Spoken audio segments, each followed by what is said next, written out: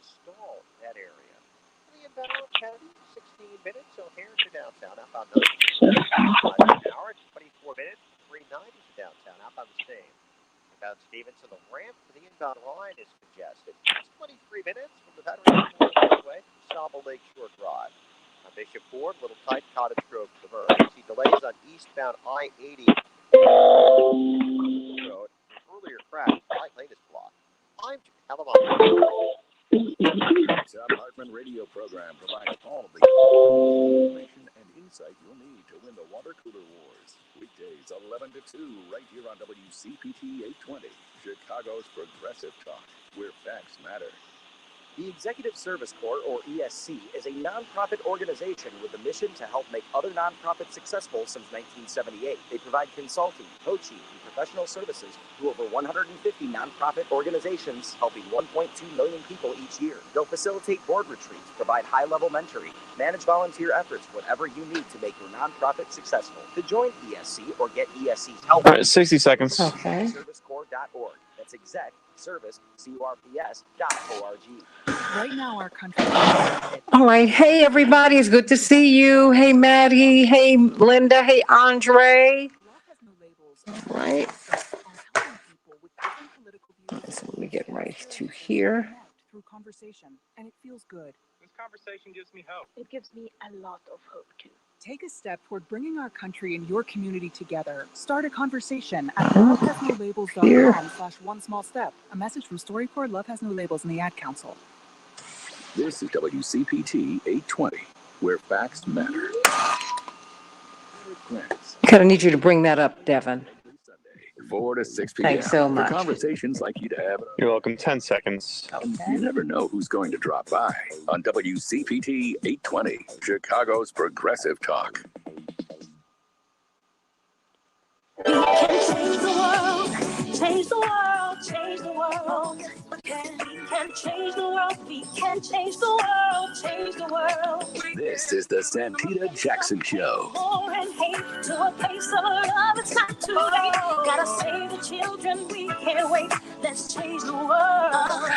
Hey, everybody. Welcome to the Santita Jackson Show in full effect. Yes, I'm on Facebook and on YouTube today. I'm so glad to be back with you, but I've been with you. Just haven't been here. Everybody like and share, like and share, like and share, and like and subscribe. Go on over to my YouTube channel, the Santita Jackson Show channel, and like and subscribe and view us over there. People say that they enjoy that experience just a little bit more, but if you want to be on Facebook, I'm on the Santita Jackson and Friends page, posted a lot of stories related to what we're going to be talking about today, the Kyle Rittenhouse case and the Ahmad Arbury trial, which is going to begin today. And actually, it's not his trial. It's a trial about his murder and the people who murdered him. Will they be found guilty of murder? Yes or no? We found intentional discrimination in the constructing of the jury. And yet they have gone forward. What does all of this mean? Of course, we're going to have attorney C.K. Hoffler with us to break it all down for us, because she's wanted to tell us about how juries are comprised. And we're going to have Wisconsin State Representative Lakeisha Myers. Of course, she is up there at the Jacob Blake shooting, which kicked off so much unrest. This is how we have the Kyle Rittenhouse case. Of course, Kyle is from the state of Illinois. There's just a lot going on there because he is still characterized as a teen. And of course, he did this. He was involved in this shooting at 17 as a teen, had always been ambitious to be involved in law enforcement, but he's being portrayed as a kid, as a child. And then they bring up his mother and on and on and on. It's interesting. Black children are adultified, if you will. Almost from birth. Unbelievable. But let's talk about this, because even the people he killed, the judge does not want them to, not the judge, but his legal team do not want them to be classified as victims, and they won't be. How does that work? Somebody shoots you and you're not a victim? Oh, call me at 773-763-9278. I'm coming to you from WCPT, the nation's largest progressive talk radio station, and AM 950 radio, the voice of progressive Minnesota, 773-763-9278, 773-763 WCPT. You can text me at that number. I want to hear your thoughts about these cases and the latest and the greatest on COVID-19. What is available to us? And do you know about vaccines that adults are supposed to take? We all thought that ended when we were children, right? No, it does not. There's certain protections that you need in adulthood, and we're going to be talking with Dr. Deborah Holden about that shortly. And of course, COVID protocols for the holiday. We are less than 3 weeks out from Thanksgiving, just about, less than 3 weeks out. And so, what are you doing to prepare for the holidays? What must people do if they enter your home? We got to talk about that. Mark and Daryl and Michael Ann and Dave Dowling and Maddie and Monica and Linda and Andre and everybody. Please like and share and like and subscribe. Let's get to some of these headlines, and then we'll get some good news from Pastor Tisha Dixon Williams. Love it, love it, love it. It's Friday, November 5th, 2021. WCPT820.com if you want to stream us. AM 950 radio. And the voice of progressive Minnesota, if you want to stream us there, 773-763-9278. Chicago, we will have a high of 51 degrees today. A nice, crisp autumn day. Will be clear. Minneapolis, St. Paul, 57 degrees, crisp and clear as well. The Dow closed down 33 points yesterday. The NASDAQ closed up 128 points. The S&P 500 closed up 19 points. The NBA, well, this weekend we're going to get some great basketball. Tonight, the Bulls will be playing... on Saturday, the Bulls will be playing the 76ers. They've had quite a run. And then tonight, the Timberwolves will be playing the Clippers. Great basketball. I love it. I love it at this time of year. And in an NFL game that was played last night, well, the Colts were triumphant over the Jets, 45-30. They're playing all week now, aren't they? Yeah. And in the NHL this weekend, the Penguins will be playing the Wild. And tonight, Chicago will be facing off against the Jets, everybody. Well, I think we just might get a vote on this Build Back Better bill and the infrastructure bill. That is supposed to happen today. Will it happen? We don't know, but we're going to see it. Everybody's waiting on pins and needles to see if that's going to happen today. The House committee investigating the January 6th Capitol riot is trying to move quickly as members face growing concern that their work would be shut down if the 2022 midterm elections result in a Republican-led House of Representatives. The panel was in court yesterday to fight former President Trump's efforts to withhold documents about what happened in the White House on the day of the insurrection. Today, the committee is scheduled to hear from Jeffrey Clark, a former Justice Department official who pushed baseless election conspiracy theories and consulted with President Trump before the insurrection. Congressman Benny Thompson, Democrat out of Mississippi, the chair of the Select Committee, says about 20 more subpoenas are expected to go out soon. Global warming could be kept to 1.8 degrees Celsius above pre-industrial levels if all the pledges and promises are made at the Glasgow summit. And Europe could face 500,000 more COVID-19 deaths this winter, according to the World Health Organization. The agency raised the alarm over rising cases and slowing vaccination rates. And then we find this out. Democrats paid family leave. It keeps getting worse, according to a policy expert. The People's Policy Project founder, Matt Brunick, on Thursday pointed to a new provision buried in the Democratic Party's newest version of the Build Back Better Act that would ensure that the lowest earners in the United States are left out of the legislation's paid leave program. Let me say that one more time. People's Policy Project founder Matt Brunick on Thursday pointed out to a new provision buried in the Democratic Party's newest version of Build Back Better that would ensure that the lowest earning workers in the United States are left out of the legislation's paid leave program. Okay, you need to know that, everybody. Moderna, according to this Common Dreams report, is reporting obscene profits after Moderna announced on Thursday that it expects to deliver up to 300 million fewer coronavirus doses this year than previously anticipated, despite posting large profits. Public health campaigners have ramped up pressure on President Joe Biden to force the U.S.-based pharmaceutical giant to share its recipe with the world.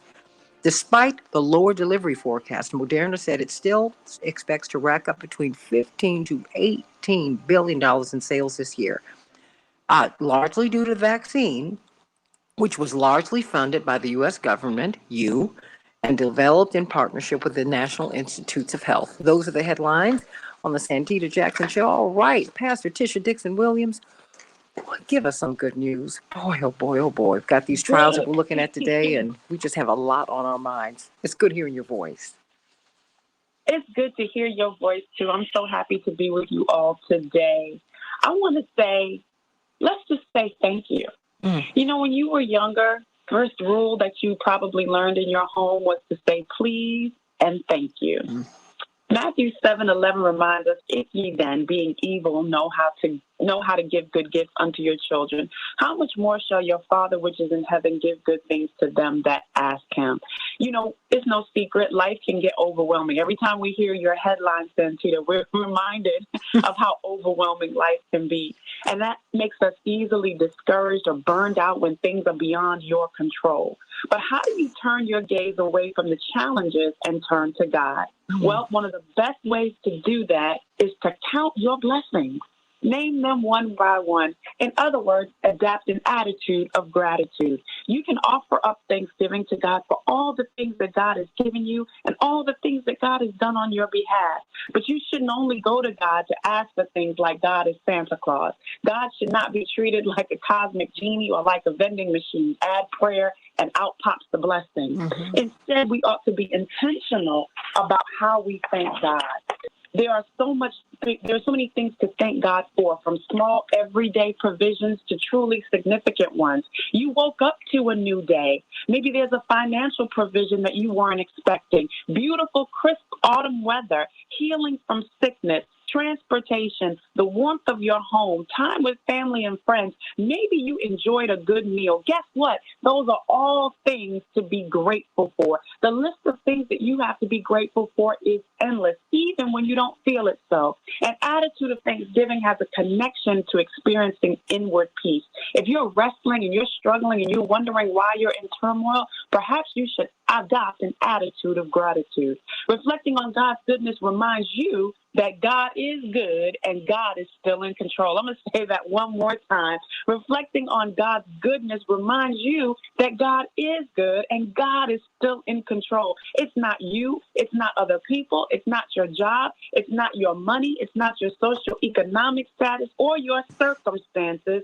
God is good and God is still in control. That's how you know good things happen in your life. When you're feeling anxious or worried, try flipping the script. How about you do that today? Flip the script today and say, I refuse to be dark today. Let your light shine with gratitude. Instead of focusing on the negative things in front of you, turn your attention to all the amazing ways that God has blessed you. Even now, some of you have only been up for an hour, and yet you're listening to the Santita Jackson Show. You're getting inspired. You have a warm cup of tea or coffee in your hand. Maybe you're in your robe or slippers. Guess what? That is something to be thankful for. I'm going to challenge you all this morning to start something today. I want you to pull out a journal and start writing everything down that you're grateful for, both big and small. Write each blessing. Pause and thank God for it. And try to make this a daily habit if possible, because the more grateful you are, the less anxious you will be. And here's what I love about gratitude.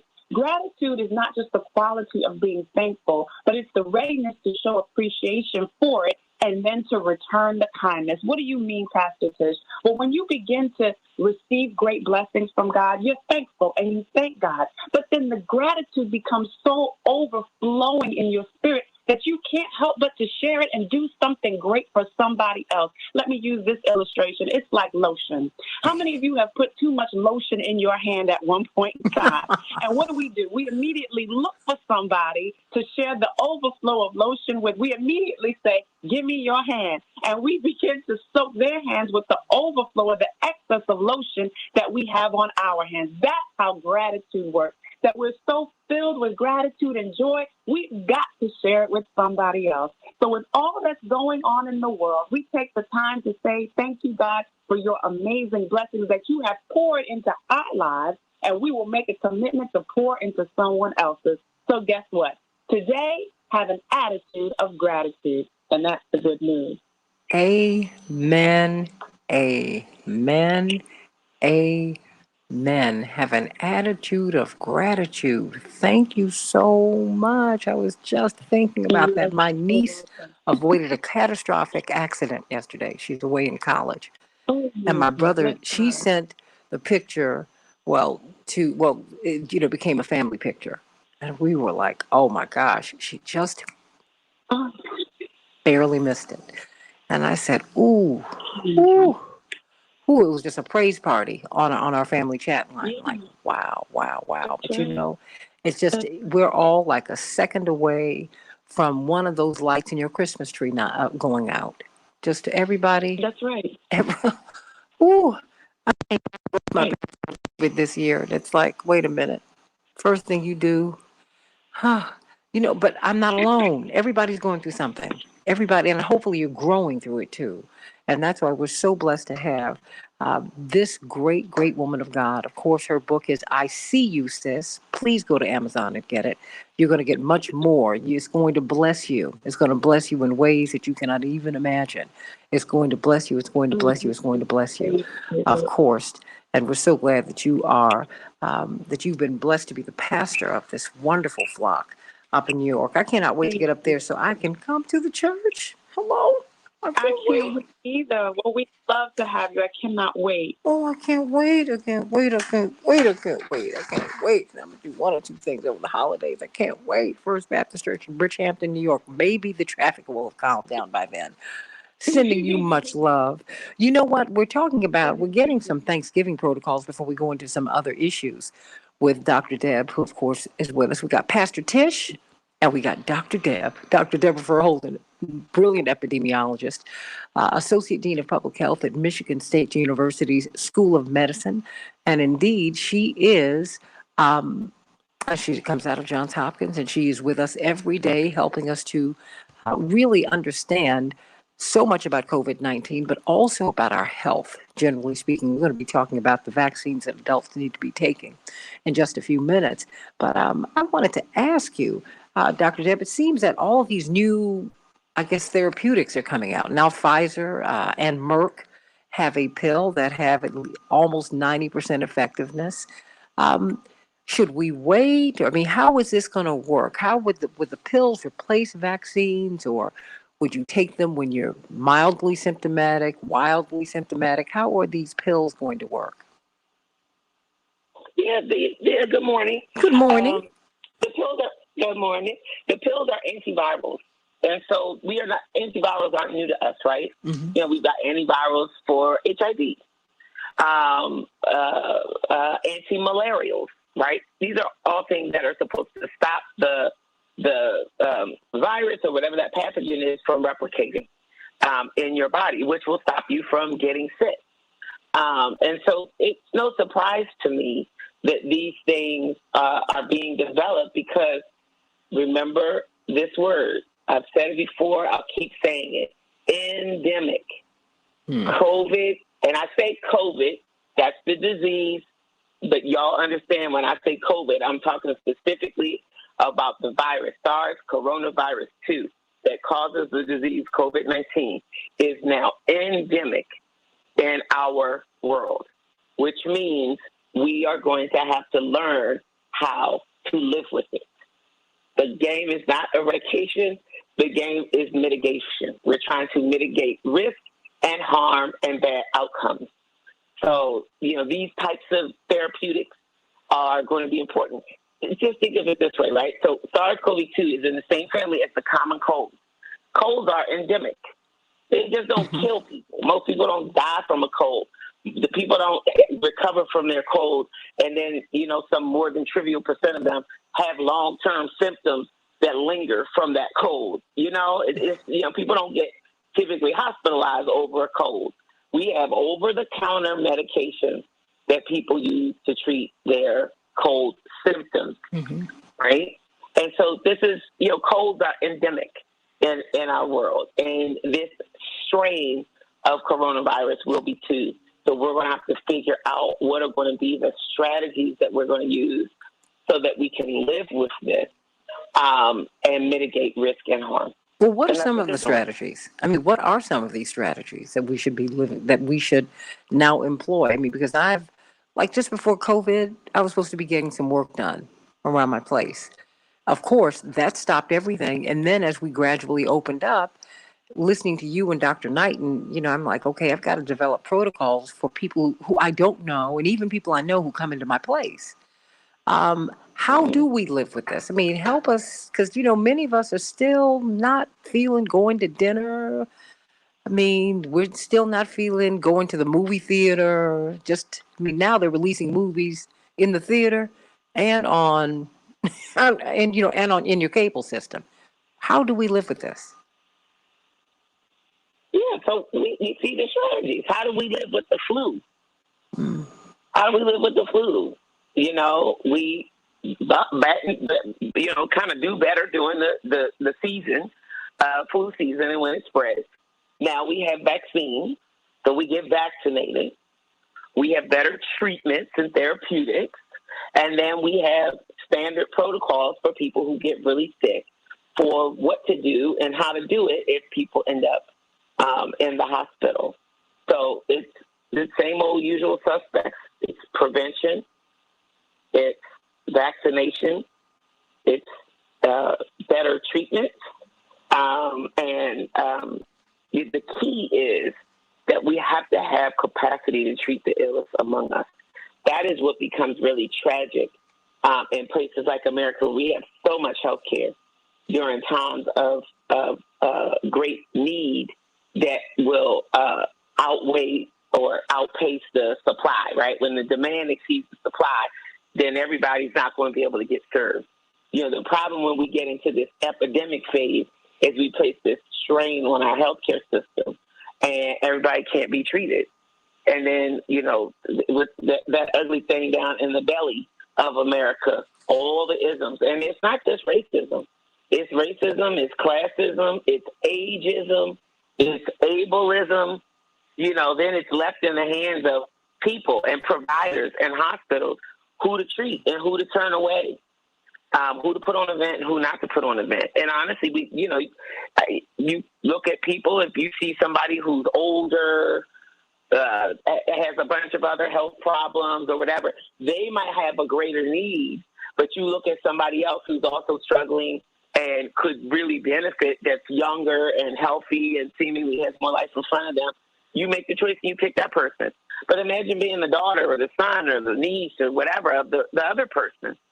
So we don't want to get back to that period because like I said, in a country where we have so much high quality health care, it's really tragic to see these times of great demand and then a lot of people not be able to get it, and they pay the ultimate price for it, which is death. Absolutely. There's no coming back from that. Well, I have to tell you, because my mother often wonders aloud. She said, now, if we spent as much time healing as we do warring, how would we be regarded by the world?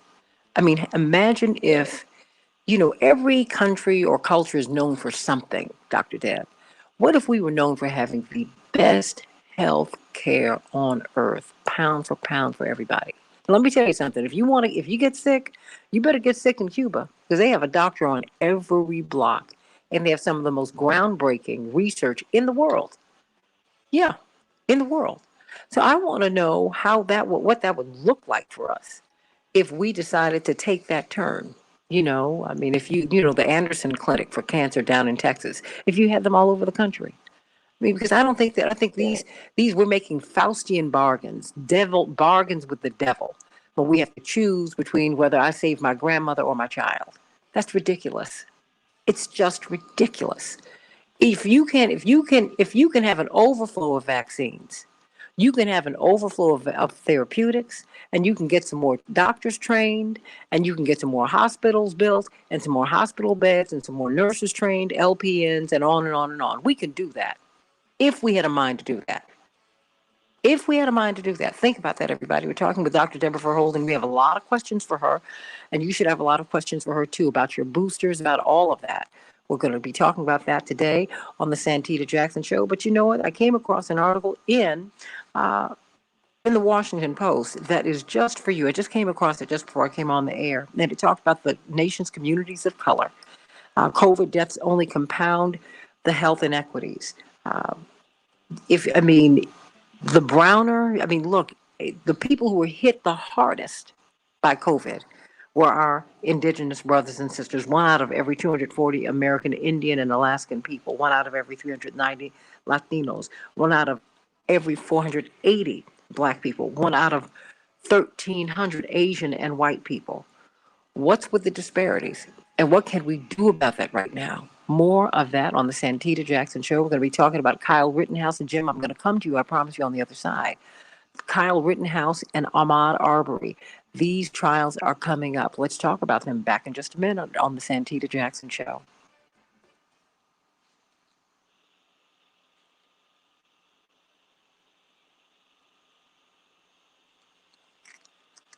Dr. Deb? Yep. Ooh, girl, I can't believe it. Did you know that it turns out that my lines were cut? Just yours? Well, I don't know. The gentleman who came from AT&T yesterday was a little stunned when he found out, when he went down, they were just trying to, because I had no signal for anything, nothing. And there were some other problems in the building. So I think a couple of other people, something happened, but my lines were completely cut. Unbelievable. Wow. Unbelievable. Yep, honey. It's always something. But I'm back in the saddle today. How about that? Back in the saddle. But I was like, cut. He said, Miss Jackson, cut. cut. Okay. I'm in Florida. Oh, girl, enjoy. What'd you say? I'm in Florida. Enjoy. Where are you in Florida? I'm in Orlando. I'm at the conference on social work education. I'm giving a plenary today. I'm going to speak to a group of young, up-and-coming social workers first, and then around managing racism and microaggressions and mental health for them. And then I'm going to give a plenary on environmental justice in the evening. Do you think we talk about environmental justice, environmental racism enough? We don't. We really don't. And it's happening all over the place. And it just escapes a lot of people, except when you're the person that lives in that place. You know, what happened in Flint went on for over a year, really, before it really caught anybody's attention. You know, they were trying to get people to take notice. And there's the blackest municipality in the state of Michigan is a little city called Benton Harbor. They are also right now in the midst of a water crisis. And it, really hasn't hit the mainstream media. Local media has covered it some.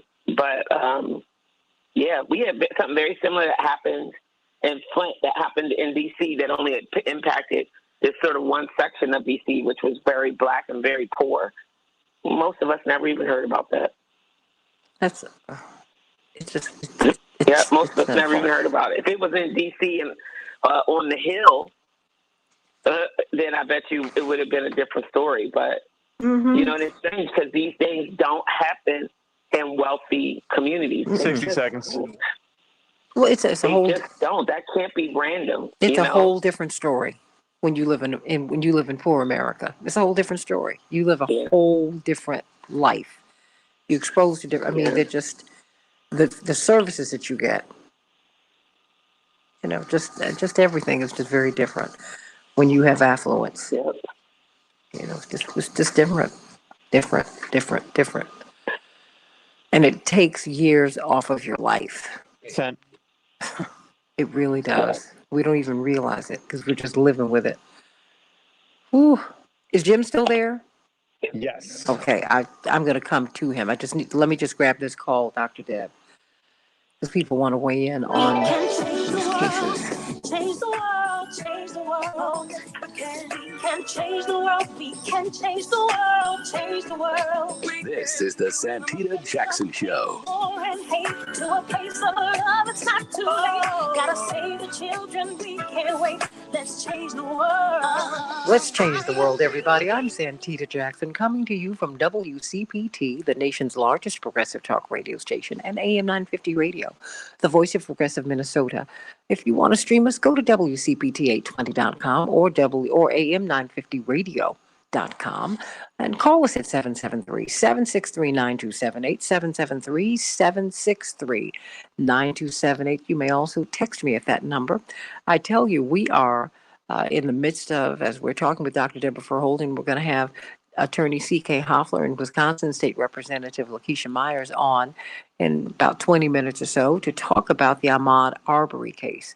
Well, really, it's not his murder case. It's about his murder, who murdered him, and if they're going to be charged with it, if they're going to go to jail, if they're going to serve any time. There's so many moving parts here, including a jury of 12 persons that only has one black person on it.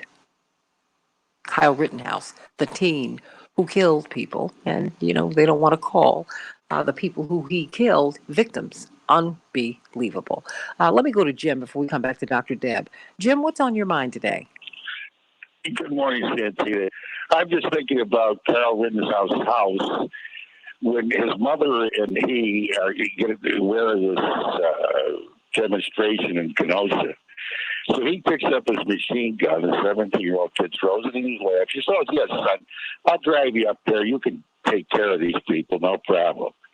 Now, either she's culpable. I mean, there's something fundamentally, absolutely insane about that. I couldn't imagine my mother driving me somewhere with a machine gun in my lap for a good 45 an hour drive. It's about an hour drive from the Antioch to Kenosha. And not to say, oh, my God, what are you doing with the machine gun? I said, well, I'm going to, pluck off a few people. Anyway, and that's how preposterous it is. Anyway, good morning. No, bless your heart, Jim.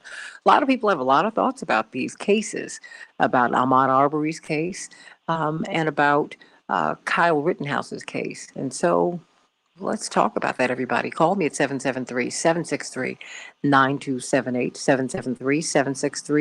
773-763-9278. In the meantime, we're talking with Dr. Deborah Verholden in this Thanksgiving season. We're just fewer than 3 weeks away from Thanksgiving. Are you ready? Are you ready? Are you ready? I know we said we were going to continue to talk about this, but Dr. Deb, we're maybe looking at shortages of turkeys or hams because of the supply side, the supply chain disruptions. But we're also looking at sometimes some of these meats and some of our sides might be out of reach because they're too expensive this year. But people are still going to get together. People are still going to congregate. Before I even ask you about these, thank you for clarifying about these pills, these antivirals that Pfizer and Merck are now they're going to be released. Dr. Deb, what about Thanksgiving? And what about our children in Thanksgiving? If people are vaccinated, if they're not vaccinated, just generally speaking, what should we be looking at? What is this? Today is the 5th. We are looking at really 3 weeks away. We're 3 weeks away, less a day. What should we be doing? I mean, like right now. I mean, are we over talking it, or do you think that this is something that we need to purposefully and intentionally deal with 3 weeks out? Yeah, the time to deal with it is not right the day before Thanksgiving. Unfortunately, we are still in a pandemic. And so people shouldn't have these real large Thanksgiving gatherings as per usual. And it's important that anybody who's coming to Thanksgiving, everybody be in a conversation called what are the ground rules? So as an example, what if you have somebody who plans to come, but who will be coming back from travel the day before or 2 days before? What will that mean? What will they do? I actually have must travel the Sunday before Thanksgiving. So we've already figured it out, and I'll be flying. So we've already figured it out in my house. When the grocery shopping is going to happen, who's going to do it. And then when I come back, I will go into quarantine, and then I will get tested the day before Thanksgiving to ensure that, I'm negative and all of that, which is a little bit of a strain because I'm one of the major chefs on Thanksgiving Day, but I would hate to be the one who got everybody sick, preparing food or, asymptomatic and didn't know it. And so, you quarantine yourself and you get tested.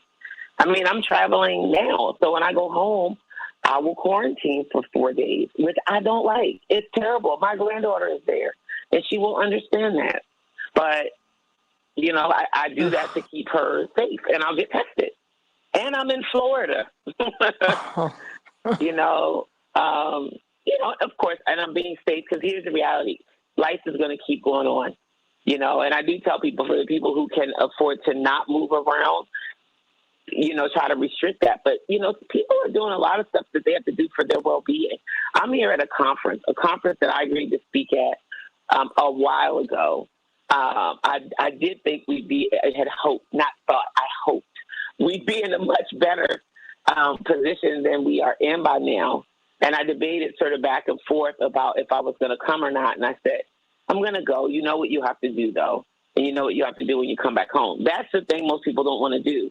They want all the privilege back, but then they don't want to do what then follows that, which is, if in all fairness to others, you should quarantine when you come back from travel, and you should get tested 4 days after you get back, and to ensure that you're COVID negative. Well, and wait a minute. What it is. Define quarantine. Define quarantine when you live alone. Define quarantine when you live with others. So when you live alone, it's easy. You just stay your butt at home. When you live with others, you are sectioned off in a area in your home where the likelihood of you coming in contact with others is really low. And you be safe when you're in common spaces. So I have a bathroom in my bedroom. So that becomes really easy. And then, the kids support me with food, and I can get my own food. I'll probably mask when I come out. But I got a whole protocol of stuff that I use when I'm out in the world to sanitize my airway and my throat. And I've been around people who've been COVID positive, and praise God, I've not contracted COVID. Mm-hmm. But I just still, the same very basic things that I tell you all, I practice myself, because there's no way, and I've said this to people, I'm like, if you give me COVID, you can't make that right with me. Like, you can't make that right. It's one thing to do what you do, right? And people have all kinds of free reign, free choice. Do you. But then do not come around me if you know that you're not honoring these basic safety and prevention protocols. Don't do that. You literally can't apologize your way out of that for me. And I would not be able to forgive myself if I didn't do everything that I could to protect my 8-week-old granddaughter. She didn't ask for any of this. Actually, I take that back. She's 9 weeks old now. She's 9 weeks old. I wouldn't be able to forgive myself. I just wouldn't be able to forgive myself. So I can't live in fear. I can't, stay in my bedroom for the rest of my life. But, there are just basic things you can do. You honor the protocols when you're out. The mindfulness and all the things that Dr. Knight talks about are just, to me, it's not worrisome. Sometimes when she says it, I almost feel silly. Like, dang, I ain't never thought of that. Mm-hmm. She does that to us all the time. Once she says it, it's like so obvious. Like, my brain does not work that way, right? It's not like, it just, but that is not only does her brain work that way, she sharpened it and trained it. She's not just an infection preventionist who's bringing forward the kind of tools of the trade. She's developing the tools of her trade. Mm-hmm. She's an innovator in infection prevention, so she has a mind that works that way.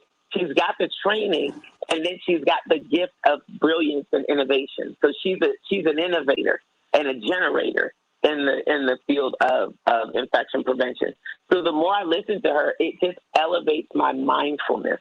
So as I was traveling through the airport, I'm like, just keep your phone in your pocket. When I go to leave the house, my daughter says, wait, take some Clorox wipes. And I'm like, oh yeah, I have the antibacterial hand wipe. Mm-hmm. And she says, no, my daughter, take some Clorox wipes. And she, has all this stuff because they're the children of a public health professional. Mm-hmm. And she hands me a handful, pops some in my purse, and then shoves a few on the top of my suitcase. Just unzipped it and kind of shoved some down in there. And lo and behold, I was so grateful because once I got to the plane, I was like, don't touch, just don't touch things, right? Don't touch my face, don't touch stuff. And then once I got to my seat, I took my cell phone out of my pocket. I did my hands. They gave me a little packet for your hands when I got on the plane, and I normally would wipe my phone with that, but I wiped my hands with that. And I took up my little Clorox wipe and I wiped my phone down, and I wiped the little armrest and the little thing the little tray where I pulled down and put my laptop. And I was like, it wasn't a whole bunch. I didn't have to do the most, but I was like, this is just basic stuff. It's just basic. And thank God I was on American Airlines. All the middle seats were empty, which was so nice. Yeah. What do you do when the empty? What do you do when, because they're packing these flights out? What do you do when the flight's packed? I mean, it's the same protocol, whether or not there's somebody in that middle seat or not. It just becomes the more people that are on the plane, the more important it becomes that everybody is honoring protocols. And the problem is flight attendants are not security guards. We've all seen viral videos where this was even pre-COVID, where somebody does something stupid on an airplane. Most flight attendants they have a protocol to follow, but they're not trained. Have you ever been around a belligerent person? And, people love to go to the airport and get drunk and then act a fool when they get on the plane. They love doing that. People are trained to be able to identify that and get help, but how is your average flight attendant going to subdue or contain some, unruly large passenger who's intoxicated? They're not going to be able to do that. So it is really important that everybody honor the protocols and that people that are not be taken off the plane. So if somebody is sitting near you and doesn't want to wear their mask, so I literally, I saw in the row in front of me, and my thing too is I'm like, I don't get paid for this. So if it was somebody in my row, and I saw somebody in the row in front of me that did not have their mask on, and she looked to me like a teenager, but I couldn't tell exactly. She could have been like a very young college student or something like that. The man next to her pulled his mask down below his lip. People use that. They use the eating something or drinking something as an excuse. But they tell you clearly on the plane, you are only allowed to temporarily pull your mask down to eat or drink, and then you have to pull it back up. Then the man fell asleep, and he was snoring. I hit my little call button, and the flight attendant came over, and I pointed right to him. She woke his butt right up and made him pull that mask up and told him, do not pull it back down again, and took his little snacks away. And I'm like, that's what they have to do.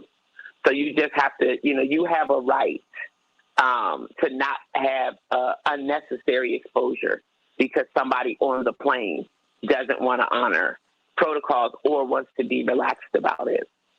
And I would intervene, and that's for my own benefit, I would intervene. But it's terrible to even think that you have to do that because flying is a privilege. It's not a right. You're not entitled to get on a plane whenever you feel like it. It's a privilege.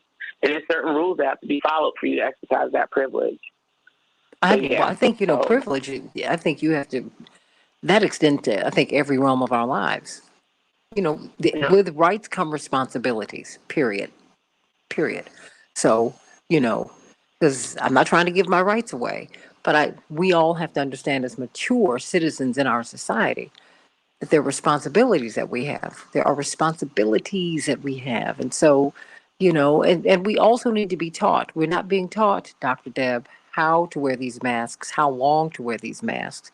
There's a lot that we're not being taught. And then still, for the infection prevention, we're still not being taught that. No one's talking about that. They just tell you get the vaccine. And then when you have a breakthrough virus, which is happening all the time now, you're wondering, how did that happen? Well, you didn't know how to protect yourself. That to me is a real big thing. And that's what you've been talking about, which is why I wanted to arc our way back to that. But, you've been talking about health inequities. I mean, you've got a real thing on equity. And we find that in the nation's communities of color, COVID deaths, well, they said, according to this Washington Post article, that this just served to compound the health inequities. And that, when you look at the indigenous community, they were hit especially hard by COVID, even harder than Black people, even harder than Latino people. They were hit the hardest of all. What can we do to close that gap? We know that poverty is a significant driver. Why is poverty such a driver with healthcare?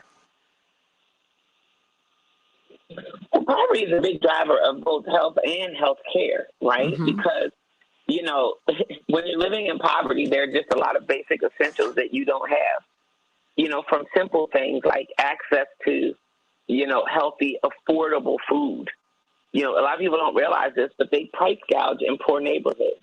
People will price gouge in neighborhoods where people don't have any other options, right? That's sort of the free market, right? You charge what you think you can get. But how unfair is that? Because, in theory, the people who have the least money need the best pricing. But that's not how it works. That's not how this open market works. Kids oftentimes who live in high poverty neighborhoods, don't have safe places to go outside and play.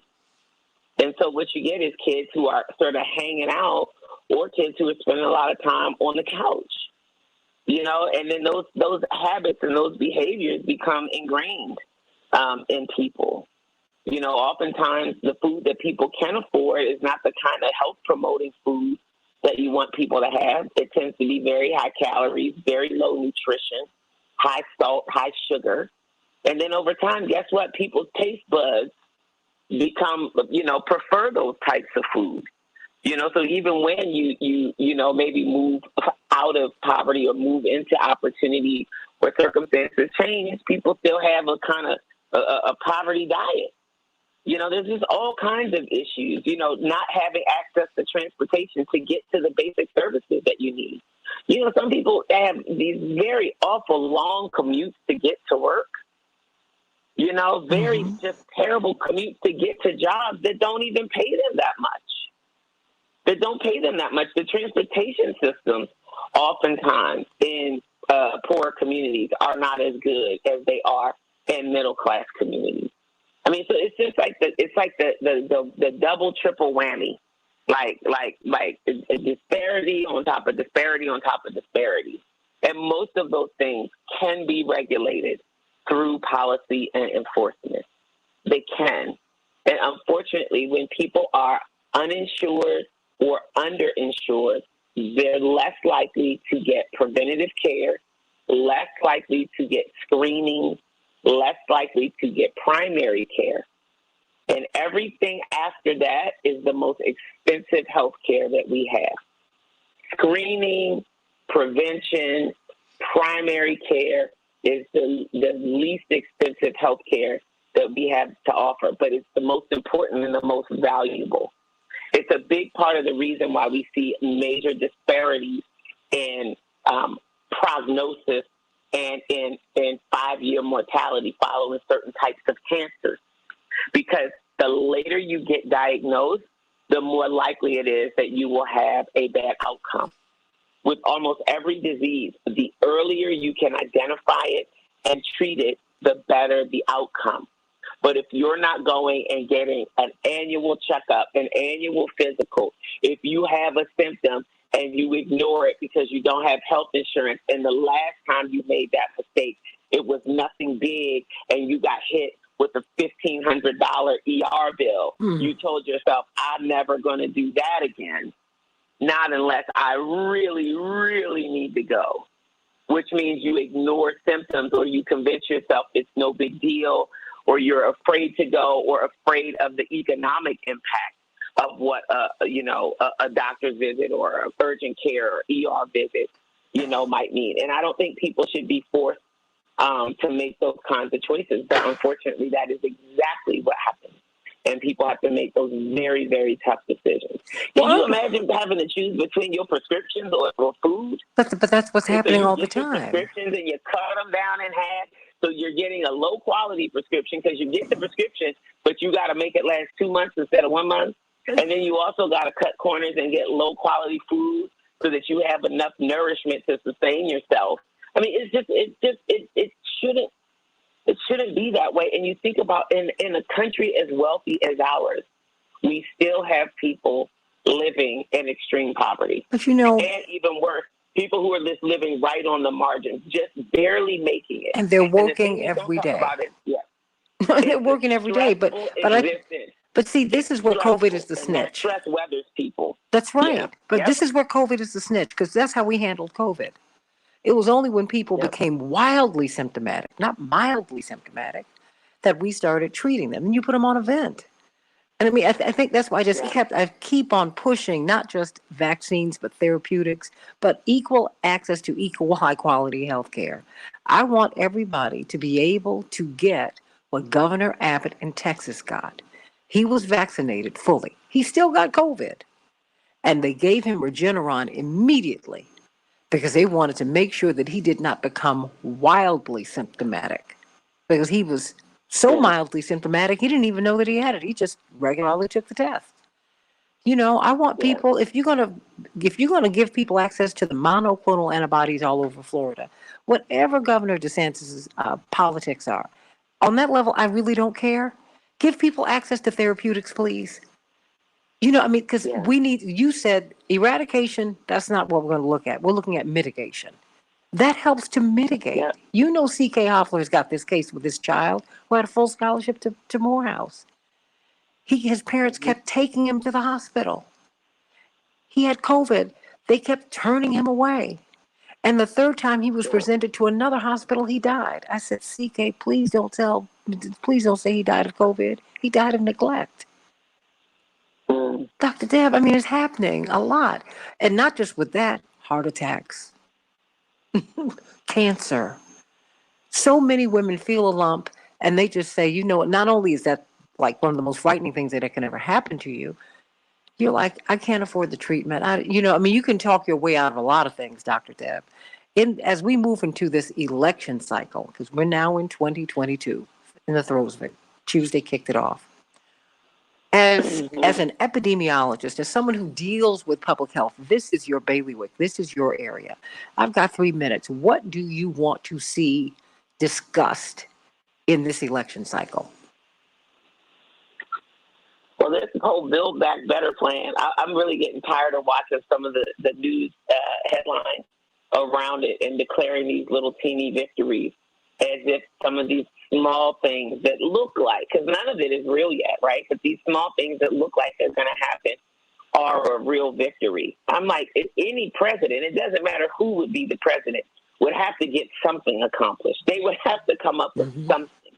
So I don't think we should be celebrating. You know, it's like when the guys pop their chest out and say, I take care of my kids. Well, those are your kids. You should take care of them. That's what you're supposed to do. Gold star.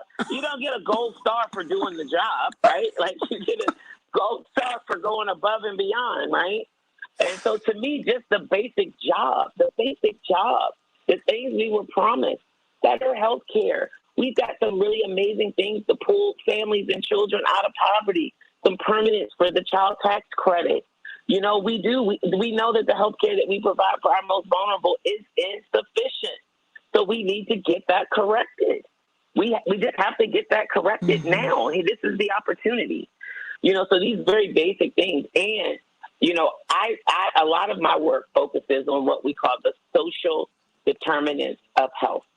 You know, people oftentimes want to blame the individual, and we'll talk about the individual determinants of health. Well, they eat too much, or they don't exercise enough, or they don't. Yeah, but they eat the wrong foods. Well, they eat the wrong foods because these are the foods that they can afford and that are available to them in their community. Or they don't get much exercise because this person has to work to overcome all of the historic, barriers that have placed them as an adult. You know, it's interesting. There was a really great study that was done by, I can't remember if it was like the Brookings Institute or the Joint Center, but they looked at the likelihood of living in poverty as an adult if you ever lived in poverty for 1 year as a child. And for African Americans, it was almost the exact same rate. If you were white, it got cut in half. So if you're white, you can actually rise out of poverty. If you're black, the likelihood that if you were born in poverty, that you will live in poverty, even as an adult, is the same. I thought there is just something wrong with that.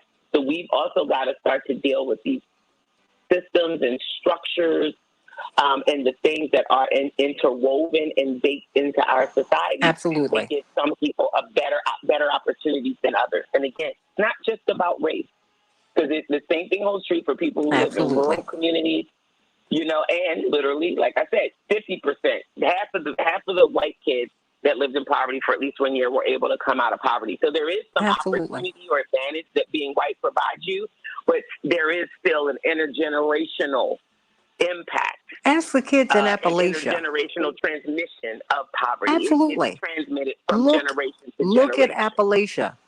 Look, there are poor white people in America, and there are poor white folks all over the world. There's poverty all over the world. I don't care what color it is. You ought to end it. Period. I don't want to see anybody poor. Young, old, in between, white, black, yellow, brown, or red. Stop it. And we have the power to do that. We have the means to do it. But do we have the mind to do it? Think about that, everybody. Think about that. As we're building back better, let's build back right. Let's talk about Kyle Rittenhouse and Ahmad Arbury. Ahmad Arbury is not on trial. The men who killed him are. Will they be charged with his murder? Will they? Will this teenager who killed 2 people and shot someone else, will he be charged? Or will he be treated as a teen? Just a teen, a wayward teen. Back in just a minute on the Santita Jackson Show. 773-763-9278. Santita Jackson Show. See you in a minute. Dr. Deb? Yeah. Okay. All right. Thank you, sweetie. Trying to get on my little boot. Oh my gosh. Okay. Well, we're going to be talking about these cases right now because this is just a lot. Oops. Ooh. These cases where, I mean, they've shown you Kyle Rittenhouse looks like a little baby. I'm like, he killed 2 people that night. Oh, he was self-defense. What was he doing out there? How was a 17-year-old, how was he going to save a business? Are you kidding me? They need to stop this. I mean, really. Oh, Dr. Deb, have fun. I'm going to send you your stuff today. Now that my stuff is up. Now that my lines are no longer cut. Wonderful. Now that they're no longer cut. Let me do something before they get cut again. Unbelievable. Everybody, you just have to keep on pushing. How about that? That's what we're going to do. We're going to keep on pushing. You want to stay so you can say hello to Attorney C.K. Hoffler? Or do you want to listen to the show? You know you're more than welcome to. You know, I hang out and just listen and just go on mute. And look, I work, and it's like better than having CNN playing in the background. It's way better. CK's breakdown and Robert, it's like way better than CNN. Oh, honey, because it's the truth. Sending Attorney Hoffler and Representative Myers through. We need CK. I think they'd be a nice, little, kind of pair. Oh, look, honey, like you and Shanina, it's too hilarious. I mean, here you keep it 100, and then Shanina sounds like a school teacher. Okay, good morning. As I was saying, I'm like, oh boy, she reminds me of my kindergarten and first grade teachers. They were like, these old black teachers who were flawlessly put together, and they played the piano for you, and they had perfect penmanship. Oh boy, I miss that. I see CK and Robert. CK in a St. John suit, Robert in a bow tie. It comes on, and everybody thinks that Robert, because CK has a certain look about her, and then she starts talking, and it's like, oh, she's about the realest of the real of the real. Yeah, that's right. But she got to have on the St. John suit because they won't see it coming. And then, Robert, who is kind of like, a little formal, and that, but the words he says, what he actually says gets you every time. Every time he talks, I end up bursting out laughing every single time. Yeah, I think they'd be a good pair, the two of them. Oh, honey, I'm telling you, I've been really blessed with some great people. You all have been jewels for everybody, and everybody's enjoyed you so much. But we've got State Representative Lakeisha Myers, who needs to come back to Chicago and run for office, but that's okay. We're going to let you stay in Wisconsin. God, no. You all would not have me. You know we Good would. morning. You know you don't want to be bothered with Chicago. That's all. You know what? It would be great to be in a state filled with Democrats. But, you know. Bless your heart, Here we are. because these are some interesting Democrats here. I'm sure. In Chicago. I'm sure. Come on, this is Chicago. Come on. You always have to fight the machine. What? Exactly. This is, I mean, it's the Republicans in Illinois who were always reasonable. It's the Democrats who kept you on a plantation. Yeah, I said it. And I'll add more to it before I take any away. That's right, everybody. This has been a plantation year. Hey, CK. Good morning, everyone. Good morning. Plantation. We're talking about plantation. Well, I mean, okay. Plantation politics. You got it down there, but I've got between that and Babyface Nelson here, also known as Kyle Rittenhouse, bless his heart. Now, Exactly. I mean, every picture every photo that the media promote, he looks like someone you want to put in your arms and rock to sleep. I said, okay. And, then they have his mother. They don't talk about the troubles that she's had. She's just a concerned mom. I'm like, you're a mom who your son went across state lines and you didn't know? Well, wait a minute. Because if it were a black mom. She drove him across state lines. She did drive him, because I've been reading all the stories. And I said initially the story said that she drove him. Now the later stories. She did drive him. Okay. No, she knew talking about she didn't know. She knew. No, what I'm saying is, this is why you have to catch the stories the first time they're printed. The first time they're told. And that's why I have a house full of paper right now. Because I try to get the first iteration, because they'll tell you that. Because now the stories that they write, they have wiped that out of the narrative. Okay? So I need you all to make that point. Pitiful. Make the point. Yeah, she's sitting in the front row looking pitiful with his sister. That out. But no, they've wiped it out because they have decided that they're going to create another narrative around this 18-year-old young man. Cherub. He looks like a little cherub. Oh my God. 60 seconds, everyone. So I need you to make the point, and I'll make the point. I'll lead you right into it, because I mean I am like disgusted. But it's all right. And as you can hear, Dr. Deb is listening, so Good morning, everyone. Dr. Deborah. Good morning. Good morning. Good morning. And let's say morning. Representative How are Myers. This is going to be fun today. Yeah. Well, kind of, sort of. Of course, we're thinking about the And families. It's kind of cold now in Wisconsin. It's kind of cold here. We have a high today of 10 seconds. 51? Oh. 51. So we had a cold spell, but we get the last bit of whatever you would call this today, Weather. and this weekend. Well, y'all are warmer than Atlanta. Our high, I saw that. Hold on. Change the world, change the world. We can change the world, we can change the world, change the world. This is the Santita Jackson Show. War and hate to a place of love, it's not too late. Gotta save the children, we can't wait.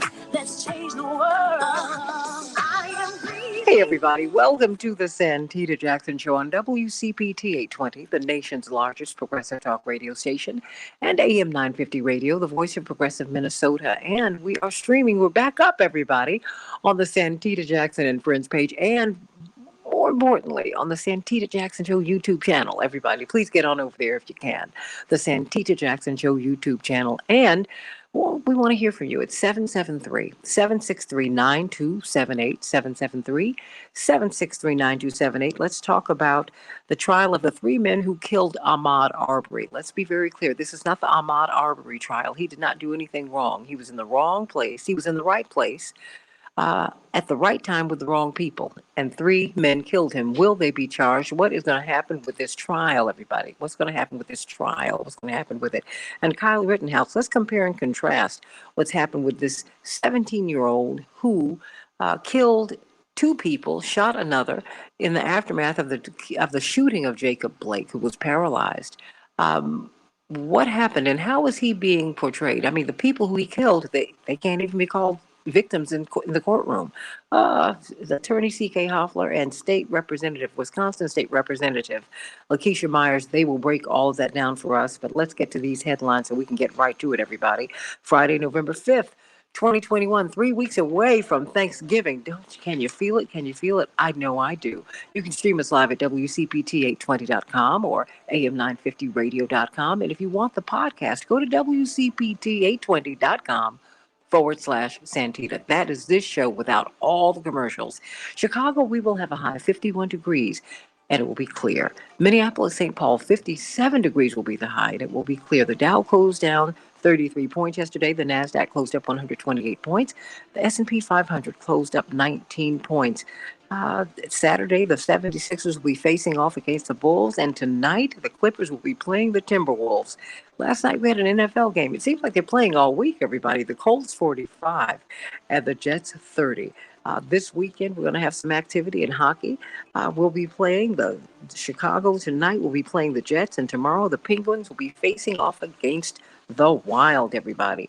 The House committee investigating the January 6th Capitol riot, is trying to move quickly as members face growing concerns that their work will be shut down if the House is returned to Republican hands in 2022. The panel was in court yesterday to fight former President Trump's efforts to withhold documents about what happened in the White House on the day of the insurrection. What do you think is going to happen if the House returns to Republican hands next year?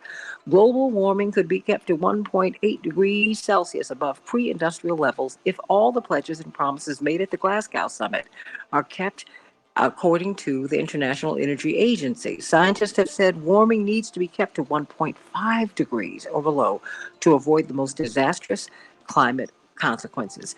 Europe could face 500,000 more COVID-19 deaths this winter, according to the World Health Organization. The agency raised the alarm over rising cases and slowing vaccination rates. And I must say, protests all over Europe about vaccine mandates.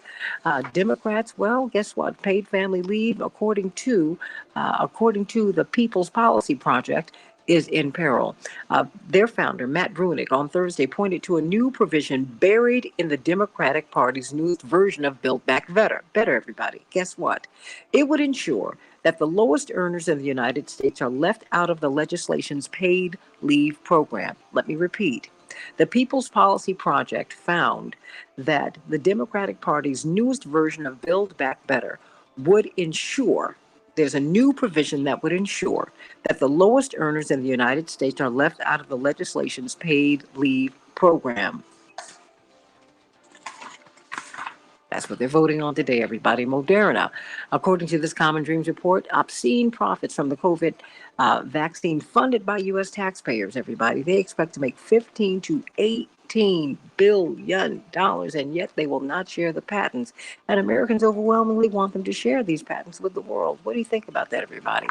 773-763-9278, 773-763-9278. As you hear me shuffle these papers and move them off to the side, let's talk about the trial of the men who killed Ahmed Armory, 25 years of age, young man living at home, really getting his life together, and had been a football player in college and decided that he wanted to stay physically fit. He goes out jogging, and these men decide to enact a citizen's arrest, and they shot him down like he was not a human being. I want to know what you think about this, everybody. How will this trial go? What about Kyle Rittenhouse, the young Illinois, the teen who is now a grown man at 18, who killed two people in the unrest that was the aftermath of the shooting of Jacob Blake. He killed two people, shot another. And yet in the courtroom, they said, we don't want to call these people he killed victims. And we really kind of want to tamp everything down. And every photograph that we see of him, remember in media, everybody, it's a game of optics. He looks like babyface Nelson. He looks like a little baby, little sweet little thing, but he did have a gun. And he had a gun at home. And he had a mama who drove him to participate in this unrest. So, got a lot to talk about. Of course, it's like a special version of Legal Q&A with CK today, everybody. And we're talking, of course, with Wisconsin State Representative Lakeisha Myers. we need to break down these cases. First, let's talk about Ahmad Arbury. This is not the Ahmad Arbury trial, which is something that you reminded us, Attorney C.K. Hoffley. You said, no, this is a trial about three men. This is a trial of three men who killed Ahmad Arbury. Why is it important to make that distinction, Attorney C.K. Hoffler? Good morning, Santita, and it's critically important to make that distinction because Ahmad Aubrey is not on trial. This is not a trial about what he was like, and all that kind of stuff, and what he did in his life, how he built his life, and this is not about how he shot and killed anyone. It is really how they shot and killed him. Greg McMichael, Travis McMichael, father and son, and Willie Roddick Bryan. That's what this case is about. Now, the defense is going to want to make it the Ahmad Aubrey trial because one of their defenses is self-defense.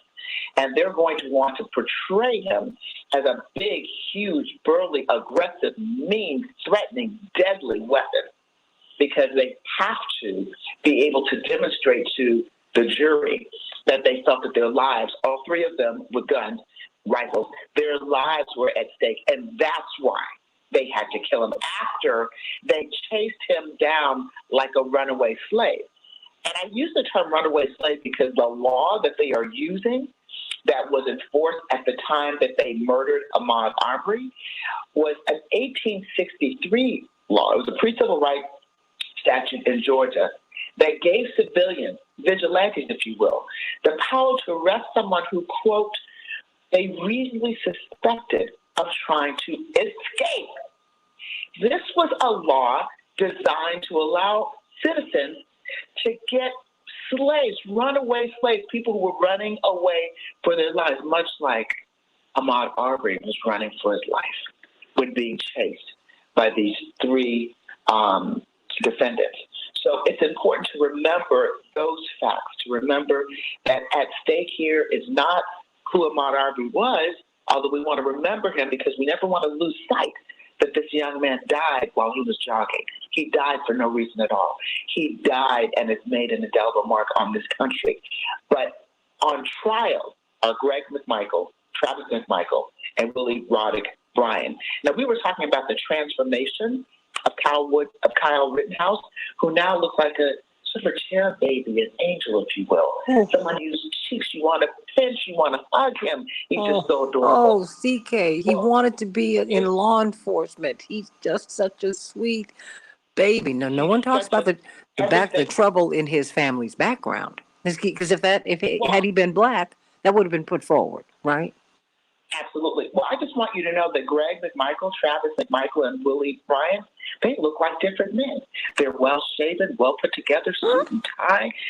But, oh, yeah, they look very different than they did the night that they shot down and killed Ahmad Aubrey like he was a runaway slave or a rabid dog. You mean so they don't look scruffy, like, what do they call them, the Bubbas? No, they don't look like the Bubbas. And I say the Bubbas, and I use it. That's their term. One of their. That's right. Right. One of the defense lawyers. I want to be very, very clear. I don't use the term Bubba in my regular spoken vernacular. That's just not part of what I say, Bubba. But and let me stop you right here. The reason I don't say it, and I suspect the same is for you and for State Representative Myers. I don't like pejoratives. See, I don't like calling people out of their names. I think it's because we have been on this side of it as Black people. I don't want to do that to anybody. I don't call people trash. I don't do any of that. I don't agree with that because I don't believe God made anyone insufficient or deficient. But this is what the lawyers. That's right. So, but this is what his lawyers said. To underscore that. Their lawyers, shall I say? And it's important. Right. It's important to underscore that in a courtroom in 2021, a defense lawyer representing one of the defendants in this case actually made a motion, also verbally, and argued that he felt that somehow this client was not being fairly treated by the voir dire process, by the jury selection process, because there were not enough people in the venire and the jury pool that were, quote, Bubba. white men over the age of 40 that were not college educated. That was, he called them bubbas. I find it to be pejorative. I don't even like saying that word. Mm-hmm. But what I want to illustrate by what the defense lawyer said is just how completely twisted this voir dire or this jury selection process has been, where we have 1,000 people who were approached. We narrowed it down to 65 people. There were 12 blacks in the final grouping, and only one black person survives and makes it onto the jury, and the rest are stricken through preemptory strikes. And I want to explain something. We talked, Santita, about the importance of understanding the process, this process when you go to trial. What happens before trial? What are the elements of trial? What's the anatomy of a trial? What does that mean? The reason why it's important and why people need to make sure they show up for jury duty is because of, in some places, in some courts, there's terrible manipulation of the process. And I believe that there was manipulation of the process here to the exclusion of the black jurors. But let me explain something that we have to think about. The defendants in this case are 3 white men. There's something called a Batson challenge. So when you get to the final stages of narrowing down who is going to be in that jury, both sides have the ability to strike jurors for any reason. They can just strike them. Don't like them. They said something that perturbed them. And it's a game of chess. It really is. But it's the most important part, I would argue, of jury selection, because now it's where the rubber meets the road. And it's exactly like a game of chess. But there's a law that says you can't simply strike jurors based on race. And I'm simplifying the law. And so when those black jurors were struck, and it's my understanding that they were struck by the defense. So think about this. This law is typically, this Batson challenge is typically raised in a criminal case by defendants who say, look, I should be entitled, you can't strike them based on their race, because they're black defendants. They would say I should be entitled to have, a jury of my peers. Well, we know that the defendants aren't going to want to keep or preserve black jurors on and have them on their jury. Quite the opposite. One of the defense lawyers said they wanted more quote-unquote bubbas. So what happened is these black jurors were stricken, and it's my understanding that the prosecution objected and asked that 8 of them be called back and be allowed to serve. And, of course, that was denied. The judge admitted that he felt that there was some intentional racism throughout this process. Wait, and those were his words, CK. I think it's important for us to say, because I thought it was very unusual that he actually said that. It was intentional what? Racism? Racism, discrimination. He felt that. And so where I sit, based on my training, based on what I know, and I do pick juries for a living. That's just one of the things that I do. And I do teach voir dire. I actually lecture about voir dire. It's one of my favorite parts of a trial, and it's one of the areas where I think I get the most excitement from people when I teach different parts of trial strategies and as a trial master professor or lecturer. And I can tell you it is just astounding to hear the judge, and the judge who's going to rule on questions of law throughout the trial, say that he feels right now, before the jury's impaneled, that there has been racism, intentional acts of discrimination. Now, is the judge setting I think the prosecutors objected on a number of grounds during voir dire, particularly towards the end, the use of the peremptory strike. So that's setting up things for appeal. But quite frankly, you appeal things after the trial, after the verdict. And my concern is that we will get a verdict that does not reflect or is not just, because of all of the dynamics that not us sitting as observers, but the judge said. If the judge who's sitting there says he feels that way before the trial begins, and he's looking at the jurors, he's been there. Let me tell you the significance of a judge. First of all, I have the highest respect and regard for judges. They're at the top of our profession, the legal profession. But judges don't just sit, and sometimes you have bench trials where the judge is, the person who makes the ultimate determination. Well, in this case, you've got a jury trial. But judges hear and see things that the jurors say throughout the trial. They see a lot that the defense and plaintiff's counsel don't see, that the spectators don't see. Jurors talk to the bailiff. They report things to the judge. They are in possession of a lot of information, a lot of power. And so when a judge is at the exception, he feels that way. It should cause everyone to be very concerned. Absolutely. Very, very, very concerned about the process. Well, the process from the inception being tainted. Well, you know what? Stay right there, because I want to get in a couple of these calls, because Howard has called from Los Angeles. He wants to weigh in, Attorney C.K. Hoffler and State Representative Myers. Howard, what's on your mind today? Well, I have no faith in the American justice system when it comes to black people. This is reminding me of like the slave catchers, back in the day, guys see us running around or they returning to the plantation. And although this is videotaped, remember the Rodney King trial, and one of the things, I'm out here in Los Angeles, so I got a bird's eye view of it. One thing that the defense was saying is they don't believe in lying eyes. He saw this man staggering. He was feeling staggering, and they were talking about he's trying to get up to attack the police officers. And he got hit in the head 56 times. That was a strong guy, man, to survive that. So I don't have no faith in kids. They can get off. Watch. I'll be willing to put some money on it. Wow. That's how I really feel. But so let me ask you this, Howard. Howard, if you were called in, I need you to speak just a little louder, okay, sweetie, so we can hear you. Okay. Howard, if you were called, no need to apologize. If you were called to be a part of a jury, would you participate? Yeah, I have participated in jury trials. I've been on jury about twice, I believe. Okay. And what was your experience? Three times, yeah. It was a very interesting experience. The jury that I was on was out here in Compton, and it was a pretty good diverse jury and things. And we did the last trial I was on. We mistrial or hung jury, whatever the call it was. One guy we couldn't get it go wrong. He had his point, and I respected that. So I can't convict this person for this and that. There's not nothing to really go on. But it was a very interesting thing that I went on jury trial, and you get back in the room and a lot of feelings just come out. Now I would like to say this about the jury. There's only one black person in that jury. One. One.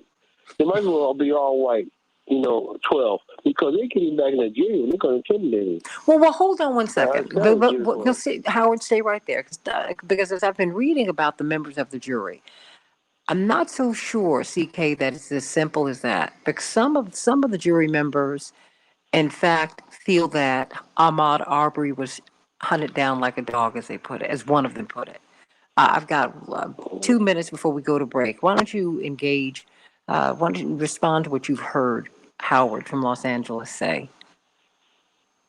Well, Howard, first of all, thank you for your time. Thank you for your jury service. It's important that you served on juries. But what I will say is we don't know what this jury will do. We could be pleasantly surprised. But I will say, based on the demographics of that community, I felt it was a travesty, and all that we know, it's a travesty that this entire binary wasn't stricken, or that other actions weren't taken, such as bringing some of those black jurors back if there was justifiable grounds to do so. There may not have been justifiable grounds to do so.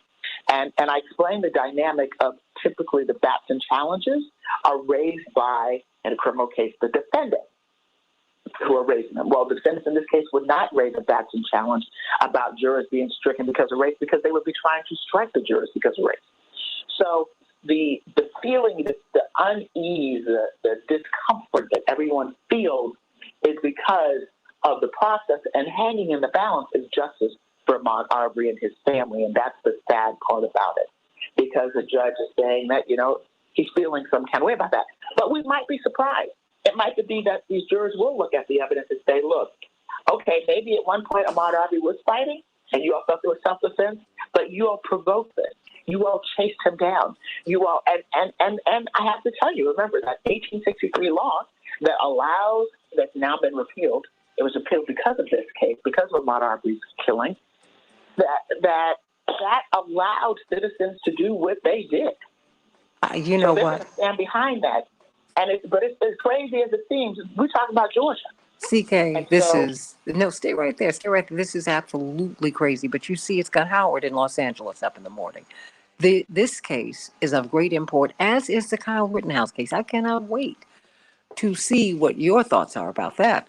Wisconsin State Representative Lakeisha Myers, this baby-faced boy who he shot people. They died.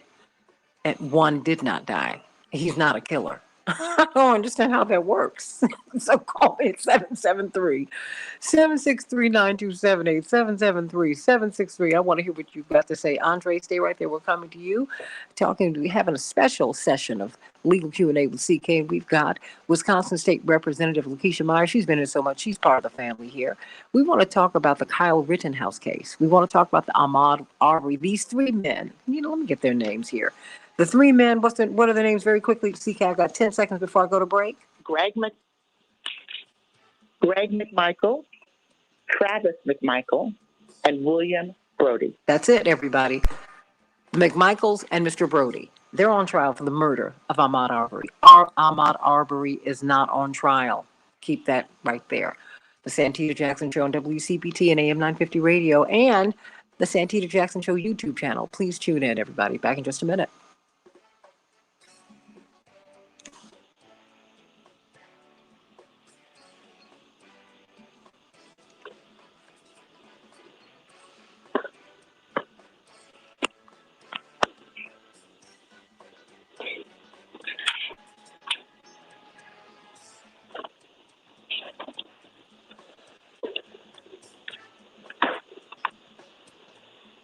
Okay, are we off yet? Yeah, we're off. Okay, thanks so much. Are you still getting sound? I am. So I just wanted to make sure that we were off. Okay. Oh, sorry, I forgot to turn the music off. It's really a shame, but, Georgia's not the only state that has these draconian laws. Florida, of course, the thing about Ahmaud Arbery, this is a combination of Trayvon Martin and George Floyd. In Trayvon Martin's case, there was stand your ground, similar type of a law that allowed people to do, citizen arrest. Well, that's the same thing, same concept. But there was no video in the Trayvon Martin case. Imagine the difference in that case with the video. Well, now we have a similar case with a video. So it'll be interesting to see if the video makes a difference. It's like George Floyd in the sense that not because of the police brutality per se, although one of them was a former police officer, but it was more because of the video. A video, the picture speaks 1,000 words, where people can see with their eyes. And, believing what you see, I'm certain they're going to continue to talk about believing what you see. Because when you look at the videos, plural, and Ahmaud Arbery, they're very compelling. They clearly chased him and shot him down.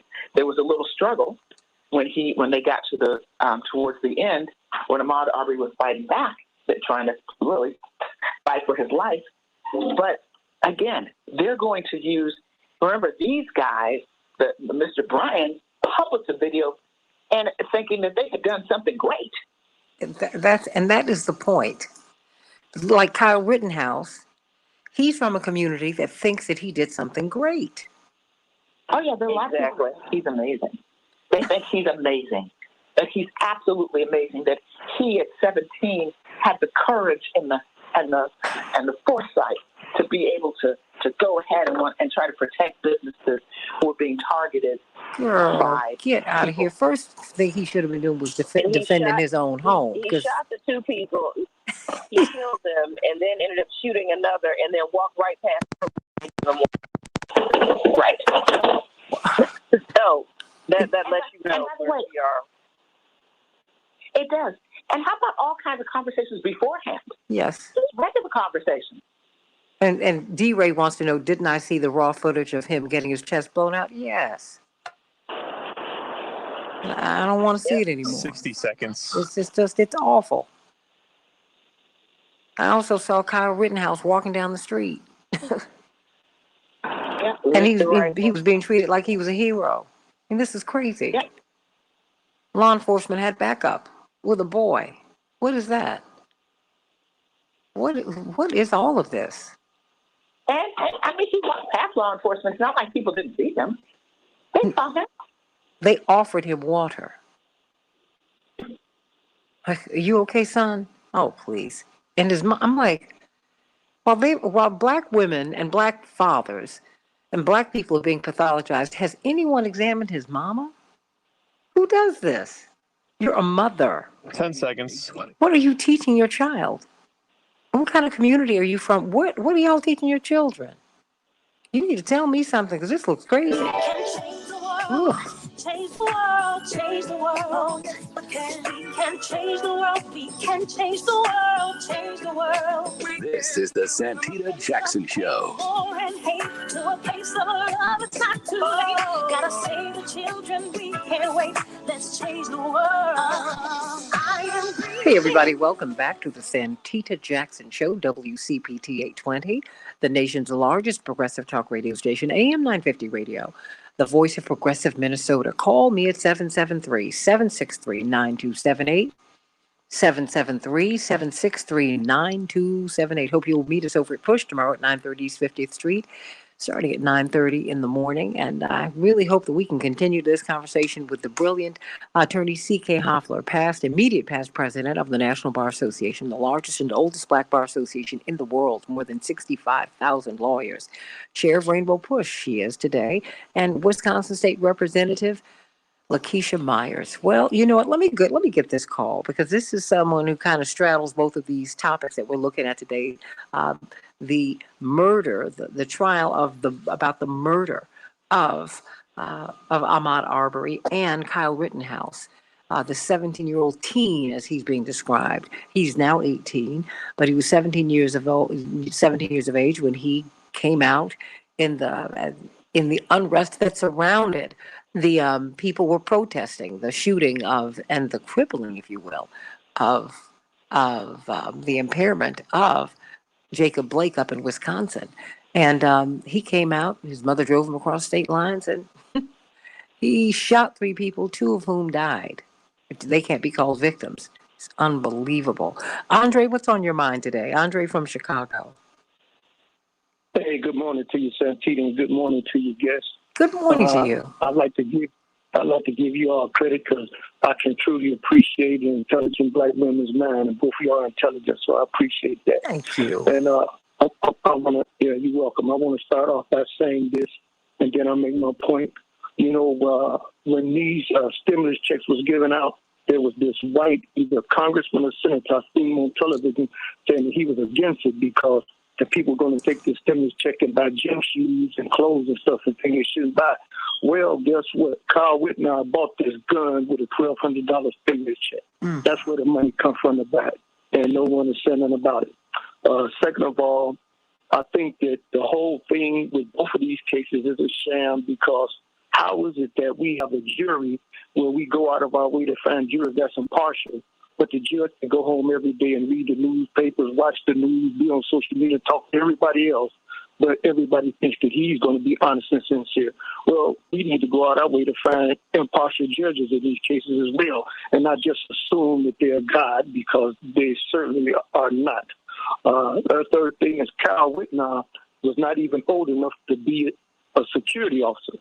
He was out there acting as a security officer, and I know you had to be of a certain age to be a policeman. I think it's 25. You had to be of a certain age to be a security officer. So what gave him the God-given right to assume that he could go and do this? Well, I know what it was. It was his whiteness, his thought that he was privileged and thought he could go and do something like that. And all this need to be investigated. Was he paid money to do these things? Was he paid? If so, was it tax-free money that Kyle got paid to go and provide the service? And he is not an officer. He had no right to be down there. And as far as Ahmad Arbury, then why is the question, why didn't these people call the police? If they thought Ahmad Arbury did something, why they didn't call the police instead of saying he wanted to make a citizen's arrest? Because guess what? He said he was trying to make a citizen's arrest, but then the people representing him in court tried to revert back to his experience in law enforcement, saying he was trained to do what he did. So all of these families got to be on their P's and not let these white folk in these different counties change the narrative in these situations. They committed crime. Kyle Rittenhouse was dead wrong, and these 2 white guys was dead wrong. So that's my input for the day, you intelligent ladies. Oh, you intelligent man. I love it. Excuse me. I love it. I love it. I love it. And Andre, thank you for that keen analysis. This is something for you, Andre, a great embarrassment. This is the headline in The Guardian. Gregory McMichael, the retired white law enforcement officer who helped chase down and kill Ahmad Arbury, an unarmed 25-year-old African-American man, failed to complete sufficient basic law enforcement training for years, a deficiency that led him to losing his power of arrest. He worked as an investigator in the Brunswick Judicial Circuit District Attorney's Office from 1995 to 2019, and he lost his power of arrest in 2006 for failing to complete the required 20 hours of training the previous year, according to personnel records. And then it just seems that they just got cover constantly, just throughout the system because they were part of law enforcement. Oh, CK, before I bring in State Representative Myers, I mean, this just reeks. I mean, I feel like these three men who killed this gentleman, they got cover. And then Kyle Rittenhouse is in real time. He's getting cover. You can't even call the men he killed victims. What is that? Yeah. Well, it's a frailty, in my impression, of the system, of the judicial system. As to Greg McMichael, who was former law enforcement, who couldn't meet some of the basic requirements, remember, there was a delay in indicting because he had worked, because in that community, everybody knows everybody, and the DA or the prosecutors didn't want to or were reticent, didn't find there was probable cause, all of these things. And it was discovered that the relationships existed. And the DA herself is confronting charges. So, you see, we have to really look at what it is. When they were talking about everyone knowing everyone in that community, it is a very small community. 85,000 people in that community, 1,000 people were reached out to serve on the jury. And yet, during voir dire, during jury selection, they grilled the black jurors, like they were runaway slaves. And it was disproportionate. Now, again, during voir dire, you are allowed to ask the questions. You want to get to the best jurors. But it just seems as though in that process, the judge did allow a lot of grilling of jurors. Now, in the course of the voir dire, the judge made some very good rulings. One of the good rulings had to do with the defense lawyers seeking to prevent protesters from protesting. They wanted Transformative Justice Coalition to stop protesting because they felt that they were obstructing the process. Now, the reason why that failed, and the judge, to his credit, said, "No, wait a minute. They have a First Amendment right to protest on public property. That's a First Amendment right in this country. You need to explain to me, give me a brief as to why that shouldn't happen." And they submitted some brief. The judge denied their motion. But they attempted to prevent, and why? Because they were black. The people that were protesting were black in support of Ahmad Arbery's family. They worked with Transformative Justice Coalition and all the protesters were working in collaboration with the sheriff's office to ensure that it was all orderly. No one was out of line. And yet the defense wanted to get rid of them, kill the voices of the people outside the courthouse. So that just tells you the climate within which this case is being tried. Secondly, the second thing that's important to note is that within, not only the black jurors grilled, other jurors may not have been asked certain questions. Now, you should know that, again, when you're selecting a jury, it's like a game of chess. I mentioned that before. You've got the background of these people, you've got private investigators, you spend a lot of money in a lot of cases getting jury consultants and people who are really advising you and helping you to frame issues and to find out different things about the prospective jurors. So you have a right to ask them what you want to ask them. But the judge can control and monitor what is happening as well. So if the judge allows certain questions to go forward, that's on the judge. The judge can, the other side has got to object. The other side objects, then the judge will rule on the objection. Mm-hmm. So it's all a very fluid process when you're picking a jury, particularly in a high-profile case. I'm not at all making excuses. I'm just letting you know what the process is like. Sure. It's like a game of chess. And the judge is there.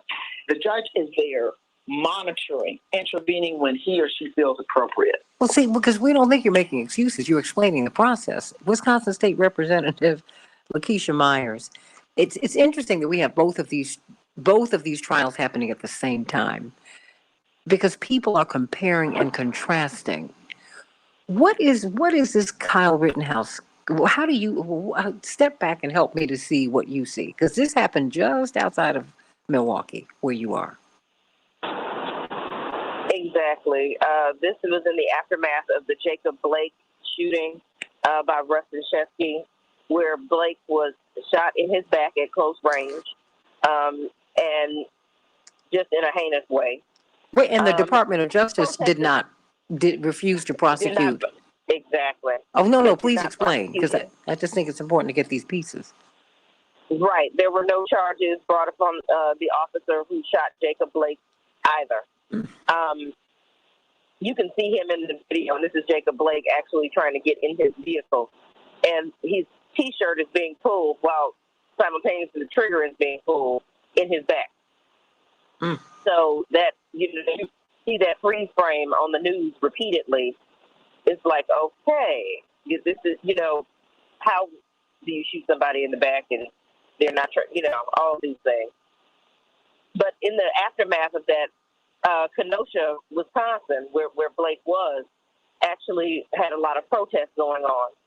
Kyle Rittenhouse came from his home in Illinois, was driven by his mother across the state line, and he started to go out amongst the protesters, pretending that I say pretending, Attorney Hoffman would say allegedly, he was supposed to be protecting property against damage from property owners. Why that was his business to do, I have no idea, coming all the way across the state line to do that. He ended up shooting and killing 2 individuals and wounding another. In the aftermath of him shooting these 3 people, 2 of them later died, 1 surviving, he walks directly past law enforcement, and they give him a bottle of water. No stopping him, not understanding why he has this done. There was no questioning that went on. He was allowed to then get back home. He was able to get back home in this situation and camp out at home for at least a week or 2. Across state lines. Across state lines.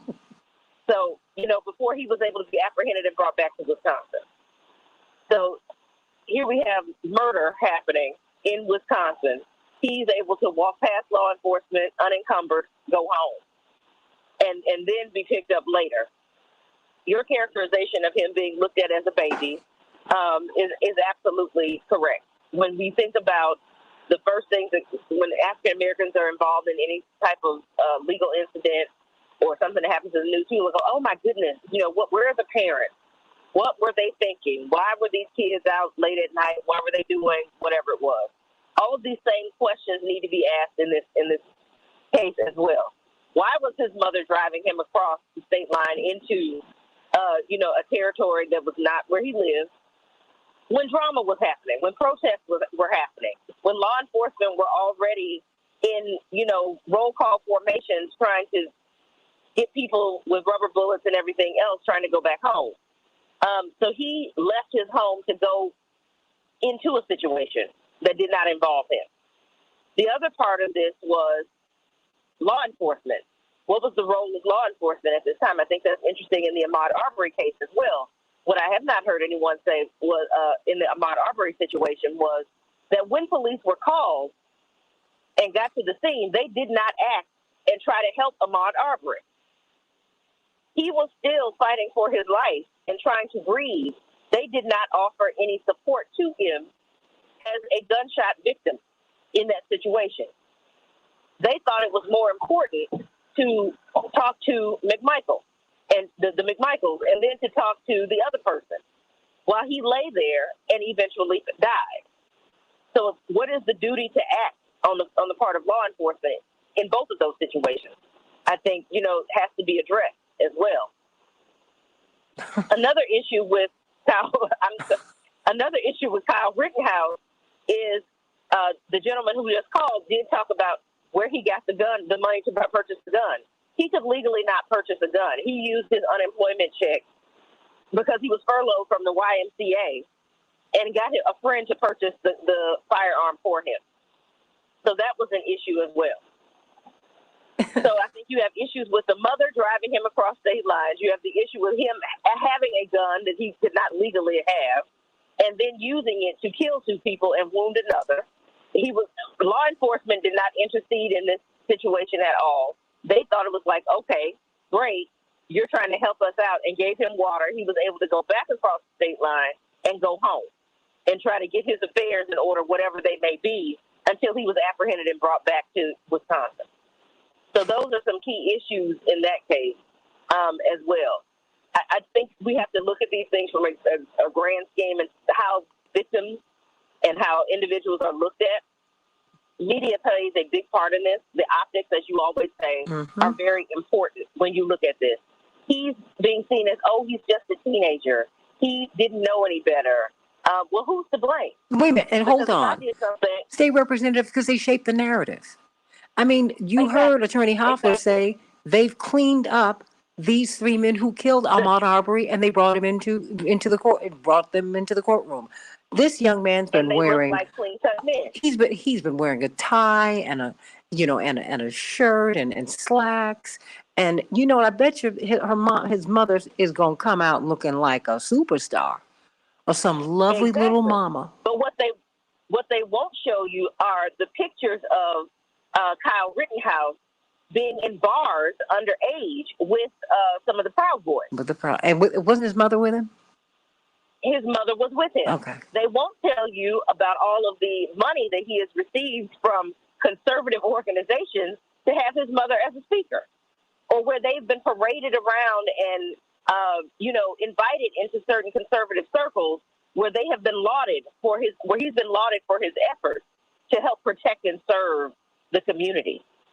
So there is a financial and economic kick-in that happens with this as well. Oh, yeah. So he has been looked at as a poster child for, trying to do the quote-unquote right thing and keep people in line. So when you look at that behavior as well, there's a lot to be said there. Well, that's why it's important to see the institutional support that he is getting. Absolutely. And you have to couple that with corporate media support. Because if they wanted to cast him in another light, they would do that, but they have not done that. Let me go to Yvonne from Indiana. You are in Indiana. That's right. Right. Okay. Talk to me. Good morning, Santita. I'm in Evansville, which is southern Indiana. Now, we know Evansville. Come on. Okay. Well, there's a couple of points I wanted to make. I am a criminal defense attorney, and I'm not trying to defend Kyle Rittenhouse by any means, but there was a self-defense claim raised. And I think in his case, the error was not in instructing the jury, or the error was not in instructing the prosecutor not to refer to the victims as victims, but in allowing the defense to refer to them as looters and rioters and criminals, okay? Because when there's a self-defense claim raised, the victim is, we use victim very loosely in common language, but that's ultimately a conclusion that the jury has to make. And so since self-defense is a question or his part of his defense, I can understand that. Well, Yvonne, help me to understand it. I mean, really, because I don't, and I want you to know, and State Representative Myers and Attorney Hoffler, we all appreciate that you called in. Understanding that the position you take might not be a popular one, but I want you to know you will be heard here, respected here, because we want to understand you. Okay.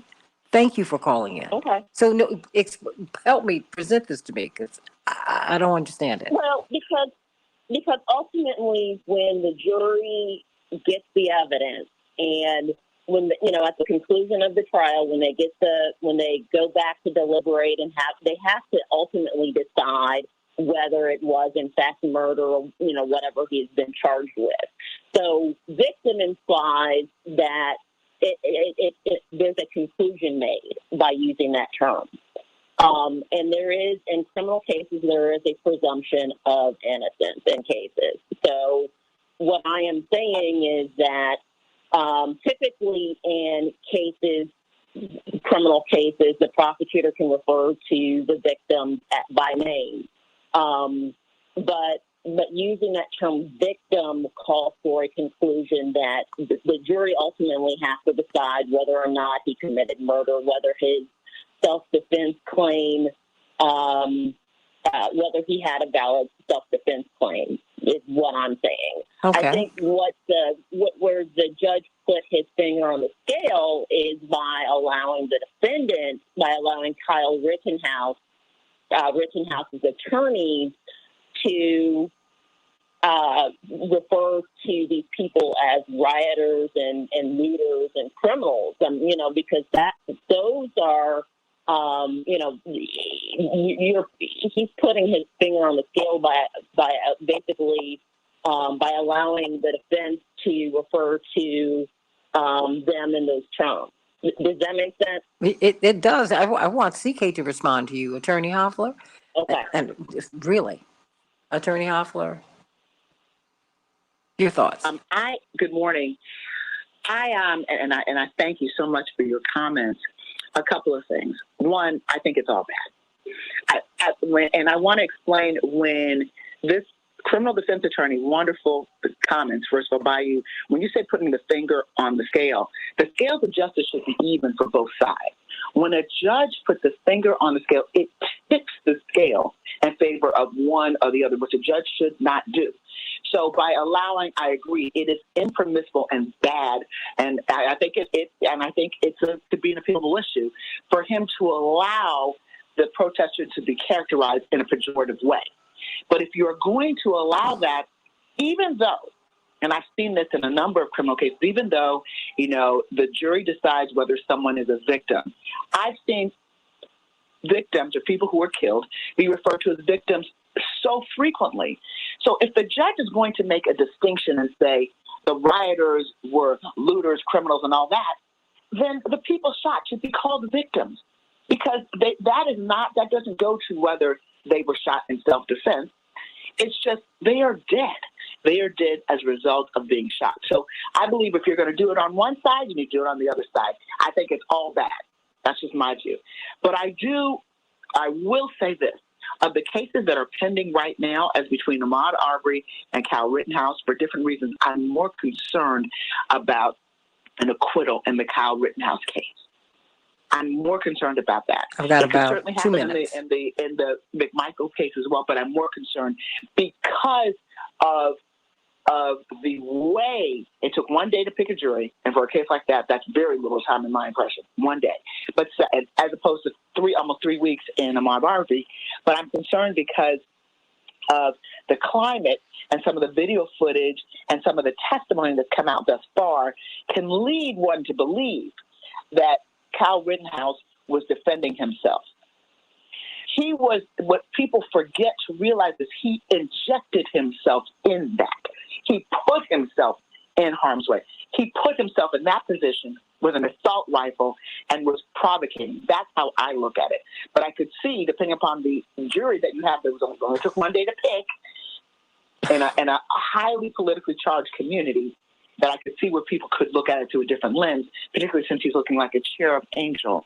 They are all cleaned up and puffy cheeks and the like. I mean, goodness gracious. Attorney Hoffler, one thing that I did want to bring up is that, have you seen the story, you and Santita, that there was a juror that was dismissed? I think it was last week or maybe earlier this week. They had one juror that has already been dismissed in the Kyle Rittenhouse trial because of making some type of off-color joke about the police killing Jacob Blake.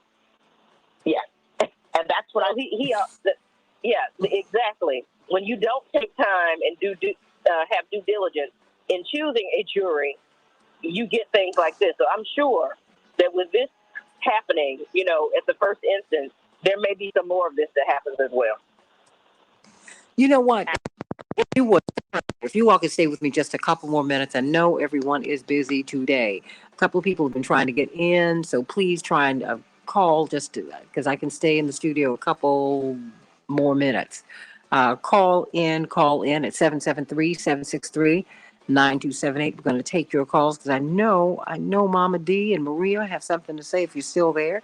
And so we're going to get some closing thoughts on the other side. Well, just on the extra Santita Jackson show. That's right. But I want to thank Wisconsin State Representative Lakeisha Myers. We're going to stay with you because we need to break this down. We need to understand what happened or what's happening in this Kyle Rittenhouse case. Because it's like he's being set up for an acquittal. It's what it's looking like. And the 3 men who killed Ahmad Arbury. How is this case going to roll out? I mean, because the whole system, the whole ecosystem, if you will, the whole legal ecosystem, law enforcement, the prosecutors, everybody, they were protecting these 3 men. Unbelievable. It's not really unbelievable. It's just the corruption that we have discussed. We're now seeing it. And thank God that we are living in such a time as this where we can see it. And more than that, thank heavens that we can correct it. It's a government of, for, and by the people. That is what the United States is. Thank goodness for that. Let's make some changes, everybody, because we can change the world. I'm Santita Jackson. I'll see you on Keep Up Alive with Reverend Jesse Jackson on Sunday and at Rainbow Push on tomorrow at 930 East 50th Street. Stay right here. We're going to get some closing thoughts from Wisconsin State Representative Lakeisha Myers and legal Q&A with attorney C.K. Hoffler. God bless you, everybody. Have a great weekend. I don't know who else called in. We still got Maria and Mama D on hold. Okay, very good. Well, let me go to you, Mama D. Why don't you make your comment, Mama D? I'll be right back. Oh, okay, thank you. Mama D's been sent through, so. Oh, okay, Mama D. Hello, your greetings. Blessings. Quickly, it's called the Kenosha protest trial. So the protesters are on trial, not just Kyle. The other thing is how age is used. 17-year-old Laquan McDonald was a young man. Kyle is a boy. He's a hero. He's a medic. Anybody needs some help? Hey, look, all those prosecutors, witnesses have testified for the defense. And if I was on that jury trial, he would be acquitted. Wow. He would be? But can I just add to that? Well, let me just add to that. All of the witnesses that have testified thus far are the prosecution's witnesses. So what they have, their testimony has helped Kyle more than it has helped the prosecutors. Every single one of them. I don't know what the prosecutor is doing, but he looks like he's sabotaging his own case because those people, he's got his best friend up there saying he was the one who bought the gun, that he stayed all night with him because he was the girl. I'm back. His sister is his girlfriend. Hey, look, and the other witness that testified, he said, Kyle wasn't aware that the crowd was against him. He thought that he was a hero, medic, anybody hurt, and he was there. They can carry these carry these weapons openly, and hey, it is something else. The prosecutor needs to get some more witnesses because these witnesses have come out more for the defense than they have for the prosecution.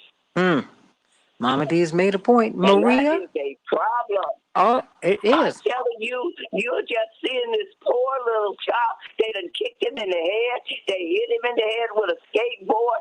All kinds of things have happened. And I don't think his mother drove him there. I think he stayed all night with his friend that purchased the gun for him, even though Kyle paid for it. Well, hold on one moment. State Representative Myers, it's been confirmed that his mother drove him there? Yes, it was. In the original report, they talked about his mother driving him across the state line. Kyle himself reported to the Washington Post that he did purchase the gun or gave the friend the money to purchase the gun from his unemployment check. I just wanted to get that clear for you. But I think the caller makes whatever he said earlier on about the mother, you need to recheck that because he spent the night with his friend. But I think Mama D, one of the things that you Mama D, one of the things that you need to also be open to, that's why I said I always try to get the first telling of the story, because the first telling of the story is generally the true telling of the story. As I have been pulling articles from the past year, the story has slowly changed. The corporate media have removed his mother from the story as the driver. When this first happened, everyone said his mother was so angered by what was happening to law enforcement that she, who has a tremendous influence on her son, drove him there and then picked him up and drove him home. Now that is missing from the corporate media's narrative. That's important. This is when you have to start calling out corporate media and all of the things that they do that are just so dishonest and corrupt. Do I have that kind of right, State Representative Myers? Yeah. Okay. I do take her point that we have to look at the witnesses. Absolutely. I think CK was going to speak to. Look at the witnesses that were called as well.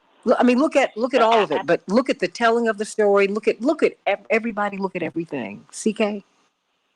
The point that I think she raises Mama D raises some excellent points. Yes. Which is, even though these were the prosecution's witnesses, meaning the people who are prosecuting Kyle Rittenhouse, the witness testimony in some instances tended to help, it appears, the defense, Kyle Rittenhouse.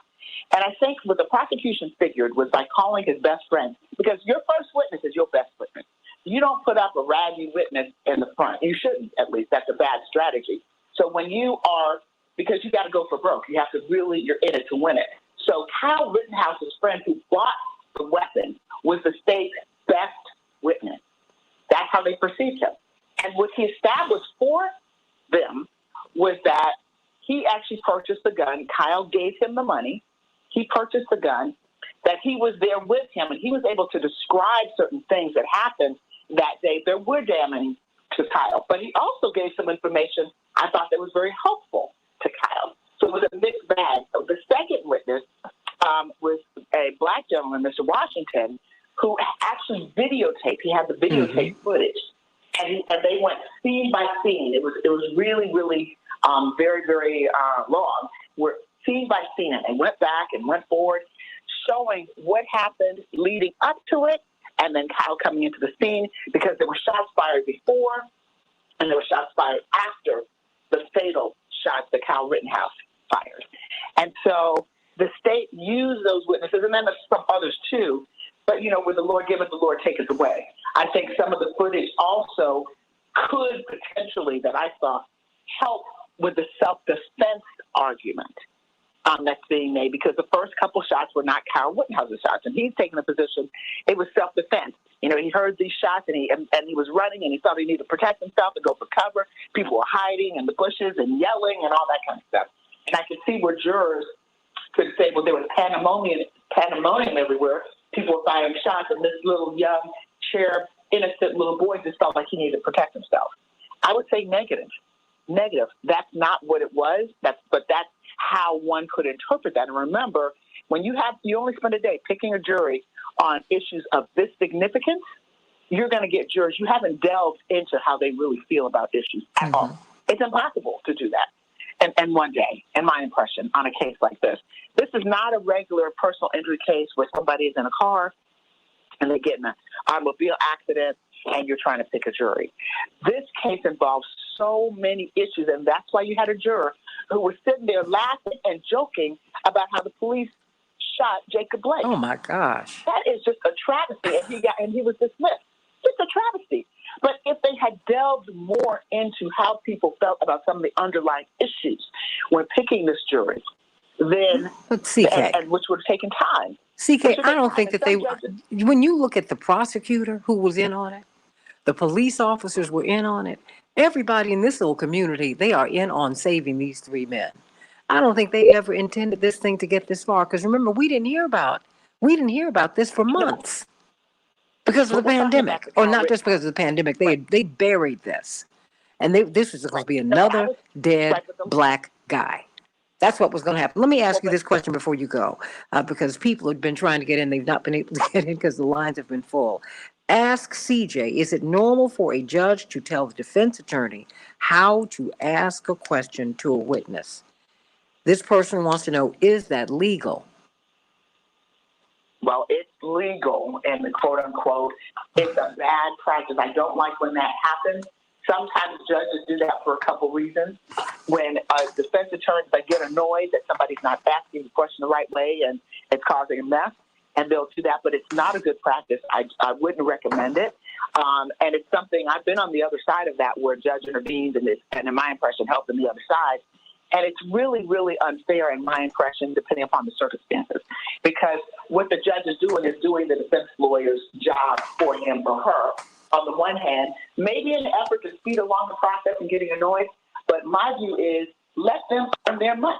Let them do what they do and don't help it along. But some judges, that's what they do. And it's quote unquote legal because judges have broad discretion and a lot of immunity, but they're broad discretion. They really do when it comes to voir dire, picking a jury. Well, is State Representative Myers, are you still there? I know we caught her in the middle. She's here, and Maria. Yes, I'm here. I'm here. Well, I want to get some closing. We have. Oh, I'm sorry, Maria. You wanted to say something. Maria, what's on your mind? Hi. Good morning, everybody. Good morning. What I sort of ask is, okay, first of all, there was another babyface, and he was Babyface Nelson, who killed 3 FBI agents in the 1930s, and he himself was killed by an FBI agent. But Rittenhouse, as far as I'm concerned, those 3 men, the first guy that he shot, okay, and after he shot him, he ran from the scene, and others were saying that he had shot somebody. So those men that were chasing him were exercising the defense of others. So, you know, if they were exercising the defense of others, how can he then claim self-defense? They were simply trying to stop him. And then he ends up killing these guys who happen to be white, who were not rioting. So all these what ifs does not absolve this young man who had an armed weapon gained illegally. His mother crossed him over the border, state lines. She probably knew what he was up to. And you know what? I hate that we are living in 2 different worlds. We have the world where we live in with the stark reality of the systematic racism that we live with, and then we have the other world where everybody who lives in that world sees a whole different perspective. So of course they're going to see this babyface young man as the victim when he's not. So why hasn't that been raised? The defense of others, because that's what I believe these guys were exercising by trying to stop Rittenhouse. Well, you know, there's a whole lot going on here, and I think it's important for us to really examine these cases because they're a sign of the times. They let you know you need to be registered to vote. You need to participate in this process because these juries should reflect who we are. You're supposed to have a jury of your peers. This county is 25% black. One person's on the jury and you strike all the black people who come. Are you kidding me? What is that about? All we can do is hope that there are some fair people on that jury. But if they're not, you know what? There's a ram in the bush because it exposes the corruption in the system, the rot. And I think that that's important. State Representative Lakeisha Myers, I want you to get your closing thoughts together for us. I mean, I think we're going to continue to call upon you to let us know what is happening with this Kyle Rittenhouse case and with all these other cases, because they're all coming out at one time. State Representative Myers. Absolutely. I just think we have to continue to pay attention. I will go back to Attorney Hoffler's original, request of the public is that don't turn down jury duty. It is something that it's a part of our society that we need to participate in. And I know plenty of people say, I don't want to, be off work. I don't want to serve on a jury, but we have to be represented on juries. We have to be represented on juries, and it is a part of our duty as an American citizen. I would say for anybody who gets called for jury duty, please don't shun and shirk that responsibility. Being an active member of a jury is one of the best things that you can do aside from voting. Wow. Wow. Think about the Rodney King case. Think about that. And, we did Rodney lose. King, O.J. Simpson, all they of it. make a difference. They make a difference. And let me tip my hat to George Halliday, who took the video of Rodney King. He died just a few weeks ago. Didn't get a chance to really acknowledge that. But had it not been for him, had it not been for his sense of justice, a young white man who was across the street, he didn't have to get involved. But when he saw what they were doing to Rodney King, he could not stop his. And then he took it to the media. May he rest in peace and power, George Halliday. Attorney C.K. Hoffler, what's the takeaway today? Yes. The takeaway is it's important jury duty is critically important. Next to serving this country in the military, which is incredibly honorable service, jury service is the next most important civic duty that we do in this country. It's very important for Black and brown communities to show up for jury duty. We complain a lot about results and jurors and all that. We complain a lot because there is a tremendous injustice in the policing and voting systems, all of that. There's a lot of injustice. But we must show up and we must be there because that's the only way we can make a difference. And there were people, the same people, Santita, such as your father, such as Dr. King, such as Ambassador Young and others, Congressman John Lewis, that marched. When they marched for voting rights, they marched for civil rights, they marched for us to have the right to serve on juries. It's all connected. So when we ignore, minimize, diminish the importance, we are saying that none of that means anything. So if we feel that way, we cannot complain about these verdicts. We cannot complain about the acquittals of men that we know should be convicted of killing people in our community. We cannot complain about severe injustice if we're not going to show up and serve and do our civic duty because it makes a difference.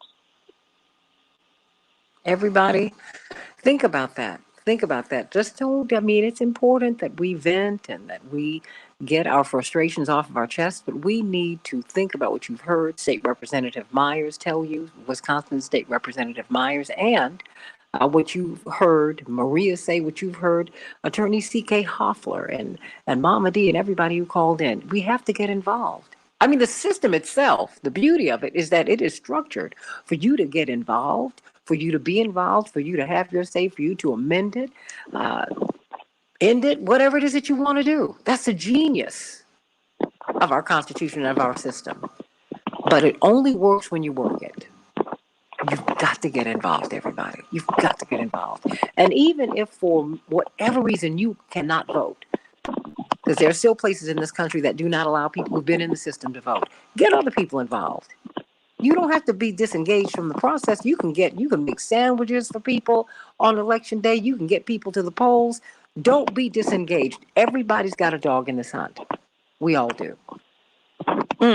Attorney C.K. Hoffler, well, of course, she'll be with us on Keep Hope Alive on Sunday. But she is also on WAOK every Tuesday at 11 o'clock Eastern Standard Time. Of course, she's here every Wednesday, Legal Q&A with CK on the Santita Jackson Show at 7 o'clock. And of course, I know she's got legislative duties, but of course we're going to bring back Wisconsin State Representative Lakeisha Myers as much as we can because she's got a lot to do. We thank her. Carol, and sending you much love from sending you that Beverly Hills love, my girl in West Hollywood, and Robert and D. Ray. And it's just a lot. This is a lot. It makes us think about a lot, everybody. I love you. And Devin, thank you for a great show, everybody. Love you. Keep on Sunday at 7 o'clock from 7 to 9 on iHeartRadio. And Lord willing, we'll be back here on Monday. Love you, everybody. God bless you. Love you, State Representative Myers. Love you, CK. Love you, Devin. Love y'all. Have a great one. Bye-bye.